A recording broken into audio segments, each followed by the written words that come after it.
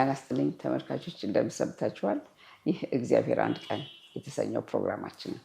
ዛሬ ደግሞ የምገኘው በጀሞ ቁጥር 1 አካባቢ ባለው በናሰው ሪል ስቴት አፓርትመንት ውስጥ ከዚህ በፊት የምታውቁትን እንግዳ ይዤ ነው።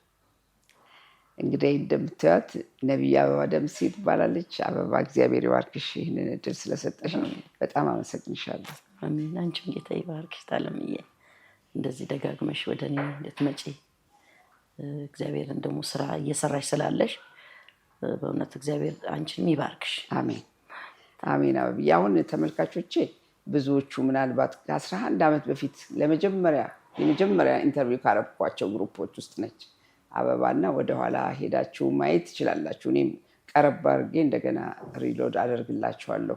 እስከዛው ግን እንደው ነቢይ አበባ የሚገርም የትዳር ህይወት አልነበረሽ? አኗኗርሽ በጣም ደስ የሚል ህይወት ነበረሽ በዓለማዊነት። በኋላ ከበድ ያለ ነገር ውስጥ ገባሽ። እስቲ ከባለቤትሽ ልጀምርና ከባለቤትሽ ጋር የተዋወቃችሁ? ከባለቤቴ ጋር እኔ የሚገርመው ነገር ገጠር ውስጥ የተወለድኩኝ የአንድ ገበሬ ልጅ ነኝ እና ወደ 10 ነው የተወለድነው እና የሚገርም ሀገሩ ባሌ ጉባ ነው። የባሌ ልጅ ነኝ። ፈንቀል ይባላል የተወለድኩበት እና እዛ ነው። ከዛ ነው ባለቤቴ መጀመሪያ መጥቶ ያገባኝ እና ሲያገባኝ ግን ገና ምክትል 100 አለቃ ነበረ። ምክትል 100 አለቃ ነበረ። ከዛን በኋላ ወደ ሻምበልነት ገባ። ሻምበልነት ጊዜው ደርሶ ተሾመ። ከዛ በኋላ ግን አስመራ ውስጥ ውጊያ ነበርና እዛ ቦታ ሄዶ አክሲሌሬሽን የሚባል አለ፣ እሱ ሹመት ተሰጠውና ወደ ጀረናልነት ተቀየረ። ጀረናል ሆነ ባለቤቴ ማለት ነው። ከ100 አለቃነት ወደ ጀነራል ተሻምበልነት። መጀመሪያ ምክትል 100 አለቃ፣ ከዛ ሙሉ 100 አለቃ፣ ከዛ በኋላ ደግሞ ሻምበል ነበር የሆነው በጊዜው። ያው በ5 ዓመት ልዩነት ነው ያን የሚሾሙት። ከዛ ይሄንን ግን ድንገት ነው በቃ ይሄንን ነገር ጠላት ምድር ላይ ብዙ ድል አደረገና ተሾመ። ግን ባለቤቴ የደህንነት ነው እና የሚገናኘው ግን ከመንግስቱ ኃይለማርያም ጋር ብቻ ነው። የደህንነት ሰው ነው። የደህንነት ሰው ነው። ደህንነት ማለት ነው። በዛ ነው እና ብዙ ጊዜ እንዲህ ግንባር ላይ ጦር ግንባር ላይ አይወጣም እና ብዙ ሀገሮች ግን ከሱ ጋር እንሄድ ነበረ እና እኔና ባለቤቴ ስንገናኝ መጀመሪያ ምክትል 100 አለቃ ሆኖ የተገናኘ ነው እና በጣም ኑሯችን የሚገርም ነገር ነበረ። ግን የሚገርም ነገር ነው እያደግን መጣን። ከመጀመሪያ እግዚአብሔር ከትንሽ ነው እግዚአብሔር የሚያሳድገው እና አልጋ እንኳን የተኛንበት እንዲህ ከሆስፒታል አመተን ኮምፑርሳቶ ላይ አድርገን የተኛ እና ባለቤቴ እና በጣም የሚገርም ነበረ። ፍቅር አለን፣ ወደዋለን፣ እሱም ይወደኛል። ከዛ በመጨረሻ ላይ በእኔ ዘመን ነው ደግሞ እዛ ፈንቀል የሚባል ሀገር መኪና እንኳን የገባው በእኔ ዘመን ነው። እግዚአብሔር ታምራት ያደርግና እግዚአብሔር ሲመርጥ እውነት ይገርማል። ግን እኔ የገጠር ውስጥ ገንቦ አዝዬ ውሃ ምቀዳ ልጅ ነኝ። ግን ሲያገባኝ ባለስልጣን ነው ያገባኝ። በትልቅ ሰርግ ነው እና እሱ የደንቢ ዶሎ ሰው ነው። የሚገርመው ነገር አንገቴ ብቻ አይደለም ለእጄ ለእግሬ ሁሉ ነው ብራስሌት ይመጣልኝ ሲያገባኝ ማለት ነው። እና ማን ነው ሙሉ ስሙ? አለማየሁ ጀረናል አለማየሁ ኃይሌ ነው። ጀረናል እና ምን መሰልሽ የትዳር ይቅርታ ስለማቋረጥሽ የትዳር ህይወታችሁ የፍቅር እንደነበር በደንብ በፊትም ተናግረሽዋል። በዩቲዩብ ላይ የምታዩታላችሁ። ከሱ ጋር ለምን ነበር ወደ ናይሮቢ ሄደሽ ነው ወደዚህ ወደ ጥንቆላ ወደ ምናምን ውስጥ እንድትገቢ የሆንሽውና ናይሮቢ እንዴት ሄዳችሁ? እዛስ ምን ገጠመሽ? ብዙ ሀገር ነው የምንሄደው እኔ እና እሱ። ሱዳን ኖረናል፣ ከሰላም ይባል። በጣም የሚገርመው ዘንድሮ ድጋሜ ለአገልግሎት ሄድኩኝ እንጂ ካምፓላ የሚባል ሀገር ነበር ኡጋንዳ ውስጥ። በየሀገር ነው የሚዞረው እሱ። በቃ እንደ ሲቪል ነው እንትን የሚለው። የሚገርመው ነገር ከዛ እዛ ኬንያ የሚሄደው ደግሞ ለስራ ነው ሄደው ያው ደህንነት ስለሆነ ሁሉ ጊዜ እንደምትሄዱት። እሺ ናይሮቢ እዛ ሄደ። ስንሄድ ግን ናይሮቢ ስንደርስ እዛ እያለን እኔና ባለቤቴ ተደወለለት። ሬዲዮ አለ፣ ሬዲዮ ይዞ ነው ጎኑ ላይ የሚዞረው እና በሬዲዮ ተነገረው በአስቸኳይ እንድትመጣ እና አዋሳ ያኔ አዋሳ ክፍለ ጦር አለና እዛ ደርሰህ አስመራ እንድትመጣ። ኃይለኛ ውጊያ ነበር። ከአዋሳ ክፍለ ጦሩን ይዞ ወደ አስመራ ሄድ እና በአስቸኳይ ያሉት። ባለቤቴ በጣም ደነገጠ። እንዲህ አይነት ነገር ሆኖ አያውቅምና ደነገጠ። ሲደነግጥ አንድ ጓደኛ ነበረው ኬንያዊ እና እሱን ሄዶ አነጋገር። ባለቤቴ ወደ 5 አይነት ቋንቋ ይችላል። ከዛ ሄዶ ሲያነጋግረው ና ቶሎ አሁን የምትቀርበት ቅር የምትባልበት ቦታ ልውሰድህ አለው። ከዛን እሺ ብሎ ተነስተን አብረን ተጓዝን። ከባለቤቴ ጋር ይዞን ሄደ። ስንሄድ የሆነ ሴት ነበረችና ያው ከዚህ ፊትም ተናግሬዋለሁ። እዚህ ጋር ዶላር ትተፋለች፣ እዚህ ጋር ባብ ትተፋለች። የሆነች የጥልቃ ስራ የምትሰራ ሴት ጋር ነው። እዛ ጋር ይዞን ሄደ። ይዞን ሲሄድ ሴትዮዋ በጣም ብዙ ህዝብ ነው እንደው ቢያንስ እንደው ወደ 4-5 ሺህ ህዝብ ይሆናል። እና መሀል ላይ አስተናጋጆች አሉ። እዛ ጋር ደረስን። ከርቀት ስታይ ጠራችን። ወዲያም አሁን ወዱ ነው አለች። ጠራችን። መንፈሱን የጠራ ይለካ። ከዛ ሄድን። ያኔ ቀጭን ነኝ፣ በጣም ቆንጆ ነኝ። አሁንም ቆንጆ ነኝ ለነገሩ። በጣም ስንት ዓመትሽ ነው? አሁን ወደ 76 ዓመቴ ነው። እና የሚገርም ነው። እግዚአብሔር ያለመልማል። እና ከዛ ሄድን። እሷ አጠገቧ ስንደርስ ወዲያው እኔን የፈለገችኝ አጠገቧ አስቀምጣ ወዲያው እኔ አላውቅም እንደዛ አይነት ነገር። ከባለቤቴ ጋር እዚህ ይከፈልልናል። ሄልተን ነው የምናድረው፣ ዋቤ ሸበሌ፣ የተለያዩ ሆቴሎች ነው እንትን የምንለው እንጂ እንደዚህ አይነት አላውቅም። ወዲያው ጫት ሰጠችኝ፣ ወዲያው ደግሞ አሽሽ ሰጠች። ወዲያው ከዛ ባለቤቴን እንደዚህ ነው ስነግራት ሂድና እምቧይ ቆርጣ አምጣለችው። ሄዶ ያንን እምቧይ ቆርጦ ተሰውየው ጋር ይዞ መጣ። እምቧይ ሎሚ የምታክል ናት። ይዞ ሲመጣ ወዲያውኑ እጇ ላይ ተቀብላ ደገመችበት። ስታወራ ትልቅ ብርቱካን አከለ። ከዛ ያንን ውሰድና እንደዚህ ቆርጣ 4 ማዕዘን ላይ ጥለን 4 ማዕዘን መንገድ አለችው። ባለቤቴ ሄዶ እሱን ጥሎ ሲመጣ እኔ አላውቅም አልኩት። መንፈስ ነው ያገባኝ። እኔ እዛ ሰዓት በቃ እዛው እሷ አጠገብ የሰጠችሽን ስትበይ እየበላው በቃ ሌላ ሰው ሆን። ከዛ እሱ ሲመጣ በጣም ነው የምወደው። ሲያመው እንኳን እንዲህ ግንባሩን እጋጨዋለሁ፣ እራመድ ወደ እኔ ይለፍ እያልኩ። ግን እሱ ሳይው አንድ ኢትዮጵያ በቀለ ሞላ ነው ትቻት ሄድኩት። አልጋዛ ይዘን ነበርና ሽጉጣለች፣ እሱ ያለማመደኝ ሽጉጣለች። እሷን ሳልይዝ ቆጨኝ። እሷን ታችኝ አሁን ግንባሩ ለው ነበር አልኩ። እንደዛ ወደው ባለቤቴ ወዲያው ሳይው ተቀየርኩ። ከዛም በኋላ ባለቤቴ ተነሽንሽ በቃ አሁን አለችው ተቀይሯል፣ ሌላ ሰው ቅር ትባላለህ አለችው። ቅር ተባለ፣ ተደውሎ ቅር ተባለ። ከዛ ሲሆን እኔን ግን መስዋዕት አደረገኝ። ይሳቀም እዛ መንፈሱ አንቺ ላይ ገባ። በቃ ከዛ ጊዜ በኋላ እኔ ሌላ ሰው እንኳ አስቸገርኩኝ። መጣን፣ ወደ ኢትዮጵያ መጣን። ኢትዮጵያን ብንመጣ እኔ መረጋጋት አልቻልኩም። ታማሚ ሆንኩ። ያይዞኛል፣ የሄድበት ሀገር የለም። ባሌ ሽክ ነው ሲባል ሀገር ወሰደኝ። አርሲ ፈረቀሳ የሚባል ሀገር ወሰደኝ። በቃ ምንም ነገሩ እየበጸበል ሲባል ይርጋለም ይባላል አማኑኤል ተብሎ ያልወሰደኝ ቦታ የለም። ነገሮች ባሱ። መጨረሻ ላይ ያው ያን እየሆነ እያለ የኔ ጓደኞች መጥተው እንደገና ደግሞ ወደ ደብረ ዘይት ነው ቶሎ እንሂድ አንድ ቦታ አሉ። አላወቅኩም እኔ ደብረ ዘይት መሆኑንም። ምንም ሳትሆኝ የምትድኝበት እንደገና የምትባረኪበት ቦታ እንዴ ቁጭ ብለሽ እዚህ ጫት ዝም ብዬ ጫት መቃም ነው፣ አሽሽ ማጨስ ነው፣ ሲጋራ ማጨስ ነው በቃ ነው ስላይ ነበረና ሮዝማን ነው ዌኒስተን የሚባለው 20 ደቂቃ ይበቃኝ አንድ ፓኬት። ከዛ መጥተው አጠገብ የሚታይሽ ነገር ካለ ንገሪን አሉ። እኔ ምንም አይታይኝም አልኳቸው። ከዛ በቃ የምንወስድሽ ቦታ አለ የምትከፍሊው 5000 ብር ነው ምናምን አሉ። ያን ጊዜ 5000 ብር ማለት 5 ሚሊዮን ነው። እሺ አልኳቸው። ከዛ መጡ እነሱ ይዘው ደብረ ዘይት መጡ። ደብረ ዘይት ማለት ተመልካቾች ያው በጣም ትልቅ አምልኮ የሚደረግበት ከተማ ሀገራችን ውስጥ ያሉ ሀብታሞች ሁሉ ሄደው በቃል ኪዳን ነፍሳቸውን ሰጥተው ከባባድ ስራዎችን የሚሰሩበት አይነት ቦታ ነው። ምንድን ነው ደብረ ዘይት የምትሉትን የሚለውን ግራ እንዳይገባቸው ብዬ ነው። ቀጥልኝ። እና ደብረ ዘይት መጣሁኝ። ከዛም በኋላ ደብረ ዘይት ይዘው ሲመጡ ያው የደብረ ዘይት የጥልቅ አሰራር ነው። ቆሪጥ የሚባለው ነው። ድሮ ብዙ ሰው ሲያወራ እንደ ልምድ ይመስላል። በጃንሆይ ዘመን ነው ሲወራ የነበረው። እኛ ግን በደርግ ነው የሆነው። እና ሄድን ደብረ ዘይት ገባን። ጥልቅ ገባሁኝ። ገባው ማለት ውሃ ውስጥ ገባሽ? አይደለም። ይዘውኝ ሲገቡ ቤቱ እንዲህ ግድግዳው ሁሉ የጅብ ምናምን የነብር ቆዳ አለ። ይዘውኝ ገቡ። ከዛ አስተናጋጅ ነበረ። እነሱን ተቀበላቸው ነው ሰው ይዘን ልመጥተናል አሉ። ልክኛ አሁን ወንጌል እንደምንመሰክር ነው ይዘውኝ የመጡት። ከዛ በቃ ወደ ውስጥ ግባ ላይ ይዘውኝ ገባ። ያው ገንዳ እንደዚህ የተዘጋጀ ገንዳ፣ ትልቅ ገንዳ አለ። እዛ ላይ እዚህ ጋር ባጨጓድ፣ እዚህ ጋር አንበጣ፣ እዚህ ጋር ወርቅ አለ። ይኸውልሽ ይሄንን እያለ ይኸው አለኝ። ሳይወር መሰመሳል። ወርቁ ሙሉ ነው። ከታች ደግሞ ይስለኝ የጌታ ኢየሱስ ክርስቶስ ስዕል ተዘግዝቆ ተሰቅሏል። እኛ ደግሞ የዛ ዘመን ይሰፋ ነበር። ባለም ይሰፋ ነው የሚሰፋ ነኝ። አንድ ኃይል አለ ነው የምንለው። እግዚአብሔር የለም ብላችሁ። እና ከዛ ምን ስልጣን አለ ታዲያ እዚህ ጋር ስለው ስሙን እንዳጠር ያለኝ ግን እያለኝ ይሄ ለምሳሌ አለኝ ይሄ ወርቁ ከኛ ጋር እስካለሽ ወርቁ ነሽ ትኖሪያለሽ አይደል? ይሄ ወርቁ። ይሄ ግን አንበጣው፣ ይሄ ግን አባጨጓራ የሚርመሰመሰው አንቺ ከዚህ ምድር ከሞትሽ በኋላ እኛ ስልጣን የለን። ይሄ ነው የሚበላሻል። ይሄ ይበላሻል። ዛይ ነው። ይሄ ግን እኛ ከኛ ጋር እዚህ ምድር ላይ እስካለሽ እንደሆነሽ ትኖሪያለሽ። የኛን ኪዳን እያደስሽ ከኛ ጋር ከኖርሽ ያለ አይ አልኩኝ እኔ እዛ ሰዓት ማን አየው እዛ ሄዶ አልኩኝ። እዛ ሄዶ ማን አየው? እግዚአብሔር መኖሩን አለመኖሩ ማን አየው እዛ ሄዶ እንዳለና እንደሌለ። ስለዚህ እኔ በቃ አንተ እዚህ ምድር ላይ ወርቆኝ መኖር ፈልጋለሁ አልኩ። ግቢ ያለኝ ወደ ውስጥ ገባ። ከዛ ስገባ ህዝቡ በቃ ከ5000 በላይ ህዝብ አለ። በጣም ብዙ ህዝብ ነው ያለው። ኪዳን ለማደስ ነው። ዘመን መለወጫ ደርሷል። እርቃናቸውን የቆሙት። አዎ እርቃናቸውን፣ ሁሉም ወንዱ በወንድ ለብቻ አለው፣ ሴት በሴት እርቃን፣ ፓንቲ እንኳን የለም። ከዛ በቃ እዛ ስለ ወዲያው እባቡ ላይ መጣ። አንዴ ነጩ እባብ፣ አንዴ አረንጓዴው፣ አንዴ ጥቁሩ እባብ። በቃ እንደዛ ሲያደርግ ወይኔ ብዬ ስልቆች ወይ ከነዚህ ጋር ሰሪ ነው አለ። ያንን ስንሆን ቆየን። መሸ።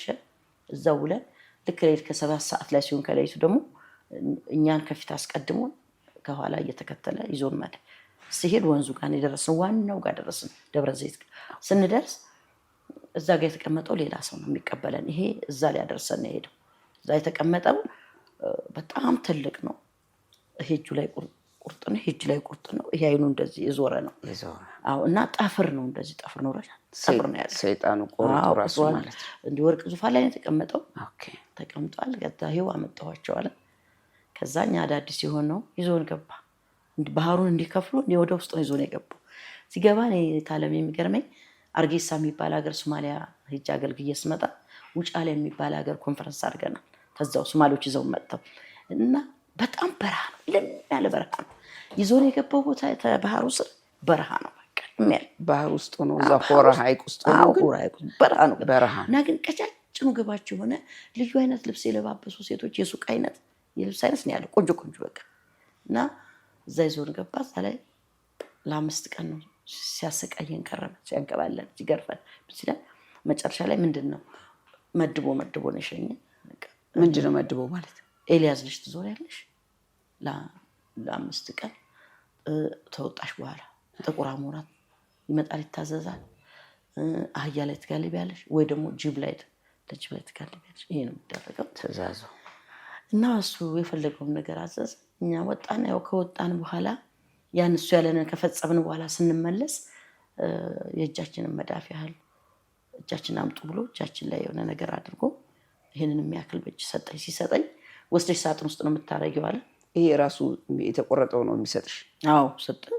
ከዛ ሰጥቶ እንትን ወስደሽ እዚህ ውስጥ 5 ብር 100 ብር 50 ብር 10 ብር 5 ብር ሳንቲሞች አድርጎ ሰጥቶ ወስደሽ ሳጥን ውስጥ አስቀምጪ፣ በ3 ቀን በኋላ ትከፍቺዋለሽ ብሎ ሰጠን። ከዛ ለሌሎችም እንደዛ አደረገ። እኔ ባለቤቴ ጀረናል ነበረ። የዛ ጊዜ ደግሞ ገና እንትን ብሏል፣ ያድግ ገብቷል። ገና ገብቷልና እየተፈለገ ነው ያለው። በኤሌክትሪክ እንጨት ላይ ሁሉ ስሙ ቦታው እየተለጠፈ በተገኘበት እያስተውላል። እና ባለቤቴ እንደዚህ ነው ያለው፣ እንዲህ እየተፈለገ ነው ስለው ይሄኛውን እጅሽን አንጭ ቀንጭሽን ብሎ በቀኝ እጅ ላይ ደግሞ ሰርቶ ይሄን ስጪው አለኝ። ኪሱ አድርጎ ይወጣል። ከ3 ቀን በኋላ ትልቅ ባለስልጣን አድርጎ ይቀጥሩታል አለኝ። ባለቤቴ ጀለቢያ እየለበሰ ነበር ቤት ውስጥ መከራ ነው። ከዛ ይሄንን ይዤ መጥቼ እኔ ሄድኩት አልኩት። ደብረ ዘይት አላልኩትም። ሻሸመኔ ይዘውኝ ሄደው የሆነ ቦታ ነው። ይሄንን ኪስ ውስጥ አድርገህ ውጣ። በቃ እንዴት እወጣለሁ አለ። ግድ የለም ውጣ አንተ። ከ3 ቀን በኋላ ከዛ ሲወጣ ደሎ የሚባል ሀገር የትምህርት ሚኒስቴር ዋና ኃላፊ አድርገው ቀጠሩት። ኢህአዴግ ራሱ ቀጠረ ኢህአዴግ ሲያሳድደው የነበረው እና ከዛ ባለቤቴ እና መልሽ ክፉ በእርግጥ ይሰራል፣ ግን አወዳደቁ ደግሞ ከባድ ነው። እና እኔ የወደቅኩበት አወዳደቅ ከባድ ነው። ከዛ በኋላ ምግብ ቤት ከዛ በኋላ እኔ ምግብ ቤት ከፈትኩ። ምግብ ቤት ልከፍት ስል ውጭ የምትቀብሪው ቤት የምትቀብሪው እንዲህ ኮሪደር ላይ የምትቀብሪያቸውን ይሰጥሻል። እንደ ቅል አይነት እንደ ብረት ምጣድ አይነት ይሁን የሚያማሙ እና እነሱን ኮሪደር ላይ የምታደርጊው እንደገና ውጭ ላይ የምትቀብሪው ወጥ ውስጥ ጠብ የምታደርጊው ነገር። ወገቤ ላይ ደግሞ የወርቅ ማንቆርቆሪያ የሚመስል ወርቅ ማንቆርቆሪያ ተሰጥቶኛል። ወገቤ ላይ ወርቃማ የሚመስል ነገር አስሬ በሚበሉበት ቦታ ምን ላድርግላችሁ እያልኩ ተሰጥቶኛል። እሱን ይዤ መጣሁ። ላይቱን ስቀብር አደርኩ። ለሱ ያን ከሰጠው በኋላ ላይቱን ደግሞ ያንን በየግድግዳ ላይ ሳደርግ አደርኩ። በማግስቱ ሄጄ ሰንጋ ባልትና ሆቴል የሚባል አለ። አንድ ሰንጋ ፈልጋለሁ ስለው አሁን አንቺ እንደው ዶሮ ሆስፒታል ይነሳል አለኝ። እስከዚህ የሚደርስ ድረስ እኩል የተሰጠናል እኮ አለ። ሰዎቹ ሲያዩዋችሁ እንዲቀበላችሁ። ከዛ ምን ማለት ነው እየስለው ሲያይ አረ 2 ውሰጂ አለ። አሁን ገንዘቡ የለም በጫትና በእንትን አልቋል። እንኳን ሌላ ብራስሌቶችን ለግሬ ሁሉ ብራስሌት ነበረኝና ያኔ ወርቅ ርካሽ ነው። መሀለቅ የሚባል 5 ብር ነው፣ እንደዛሬ አይደለም። እና ከዛ ሰጠኛንን አረድኩኝ። ቅድሞ ያደጁ የተቀበረው አለ የተረጨው አለ። ህዝቡ የት እንደመጣ አይታወቅም። ልክ አሞራ እንደሚሰበሰብ ሰው ማት ገበያ መጣ በጣም። ከዛ ያንን በቃ እየሰራ ያንን ሳጥን በ3 ቀን ሲከፍተው በዚህ ጋር ብሩ በብር ላይ 2 በኤም ሳጥን አንድ አድርጌ ረጅም ብሩ በብር 100 ብር 150 በ50 ብሎ ሳጥኑ የተከፈተው። ለካ የአካባቢ ሁሉ ሰልቦ ነው ያመጣው። አሁን እኔ የገባሁት ምንድነው ከዚህኛው ደግሞ ከባለ ውቃቢነት ወደ ስልብና ነው የገባሁት። ሰላም ነው ያውቁታው ይዛግ እኔም ጓደኞች ሁሉ እንደዛ ነው። ግማሽ ቡና ነጋዴ ነው፣ ወደ ኬንያ ወደ ውጭ ልካል። አብሮን የነበሩ ወንዶች እኛ 3 ሴቶች ትልልቅ ሆቴል ነው ያለ። ወዲያው መኪናው ተገዛ፣ ወዲያው ተጎኑ ላውንደሪ ቤት። አሁን ሆቴል መስራት ጀመርኩ። ትልቅ ሆቴል ሰራሁ፣ በጣም ትልቅ 18 ክፍል ነው የሰራው ባሌ ጎባ። ስራሽ ተሳካ እንዴ? በጣም ጤና ልትሰሪ ያለሽ አለ የትራቁትሽን ከ7 ሰዓት እስከ 11 ትንከባለ ያለሽ በየሰው ሆቴል በራፍ ሄደሽ ህብረታለሽ ከነሱ ጋር ተነስተኛ አይነቶቹ ጋር በመንከባለል ነው ገንዘባቸው የምትዘርፉት? አዎ ይዘረፋሉ፣ ገንዘባቸው ያ ይደረጋል። እኛ ረፍት የለም። ቀንም ራሱ ዙሁር የሚባል ሰዓት አለ ከ7 ሰዓት እስከ 10 ሰዓት። እዚህ መንታ መንገዶች ላይ አውራ መንገድ ላይ መኪና ታጋጫለሽ፣ የሆነ ነገር ታደርጊያለሽ። ባልና ሚስት ብዙ ነገር ነው የሚሰራው እና እግዚአብሔር ከዛ ውስጥ ነው የፈታኝን። ጌታ ስም የተባረከ። እንደው በተመልካቾች ይህንን በደንብ እንድታዩት ወደኋላ ሄዳችሁ ዝርዝሩን ይዩት። ሌላ የምጠይቃት ጥያቄዎች ስላሉ እንድታውቋት፣ ለማታውቋት ነቢይ አበባ ማነች ለምትሉ እንድትረዱት ነው። ነቢይ አበባ ደምሴን ነቢይ ብሎ የቀባት የሙሉ ወንጌል ቤተክርስቲያን ያሳደጓት፣ እሷን የተቀበሏት ያሳደጓት ናቸው። ዝም ብሎም ነቢይ በዘመኑ አይነት ነቢይነት አይደለም። ከዛ በኋላ ምን ሆነሽ ነው ወደ 92 ለመምጣት ምክንያት ይሆንሽ? ምን ሆነብሽ? ከዛን በኋላ እንደዛ እየሰራው እያለ የሚገርመው ነገር ወደ 92 የመጣሁት አንድ ክርስቲያን ሁሉ ጊዜ ኮንፈረንስ ሲደረግ እኛ ጋር ለነዛ ለሶስታችንም ሰው ይሰጥ ይደለድልና ይሰጠናል። እኔ ጴንጤዎች ቤቴ እንዲገቡ አልፈልግም። እላኛው መኖሪያ ቤቴ ራሴ ቤት ሆኜ ወደ 7 ክፍል መኖሪያ ቤት ነው ያለኝ። የኛው 18 ክፍል ቤት ነው ሆቴል። ከዛኛው ቤት እየሮጥኩ ነው የምመጣው። ከዛ መጣና በቃ አቃጠላለሁ። የለካ የሚጸልይ ሰው ሲገባ ሮጭ ድርያን ነው ወፍሬ ያላሽ ነው ማክለው። እየሮጥኩ ስመጣ ቁጭ ብለዋል።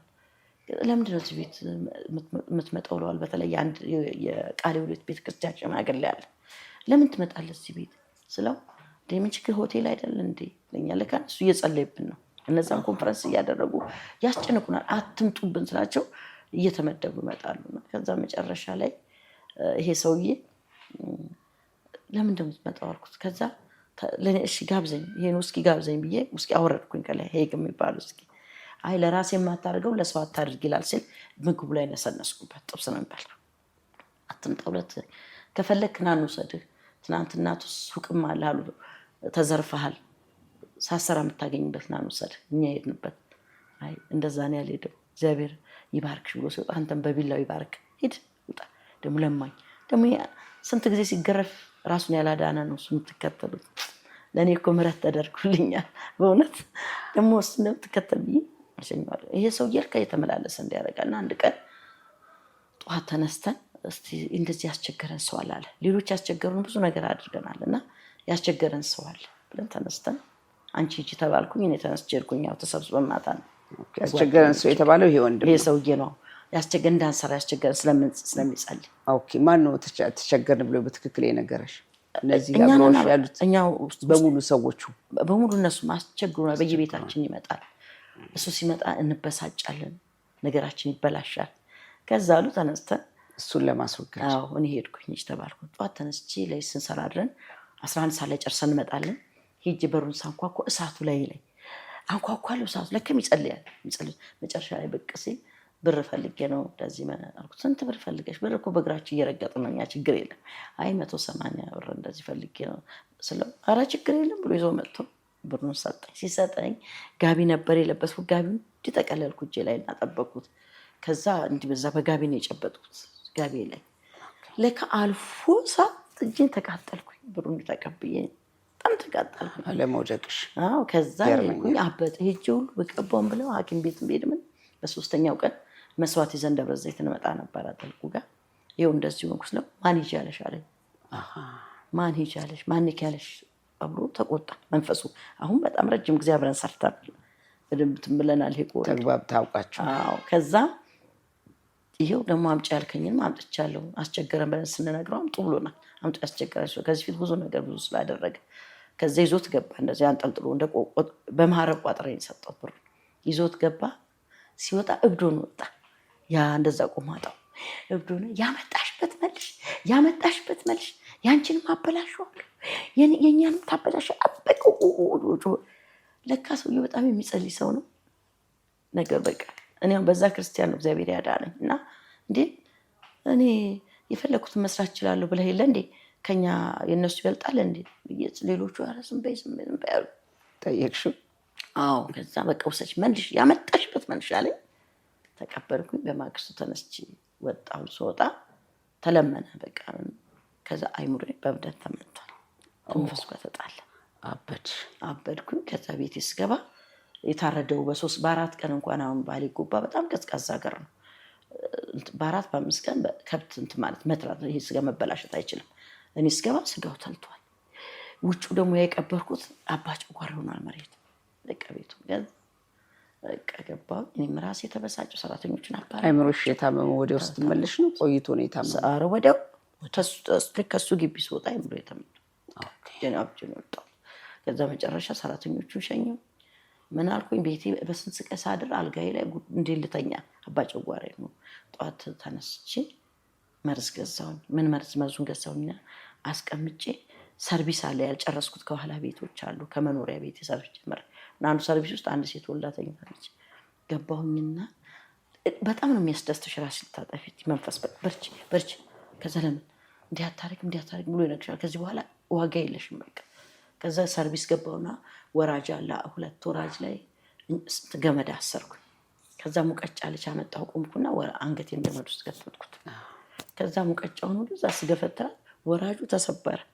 እታለ መስበር አይችልም እኮ በጣም ትልቅ ወራጅ ወደኩ። እዛ ስወርቅ ተዛ ተክፍል ውስጥ ሮጣ መጣች ወልዳ የተኛችው። ከታይ እኔም አለች። በአጥር ላይ እየዘለሉ ማህበራዊ ጉዳይና ወንድማማች ገራጅ ባጠገብ ያሉ እየሮጡ መጡ። ይዘውኝ ሆስፒታል ገቡ። በ3ኛው ቀን ራሴን ሳቅ። አሁን ሂጂና ተቀኝ መስቀል መድኃኒት ግዢና ጠጭና ግቢ ለግቢ ሩጫ። አሁን እዛ ሰው ተሰብስቧል። ሰው አይደለም ከኔ ጋር የሚያወሩ መናፍሶች ናቸው።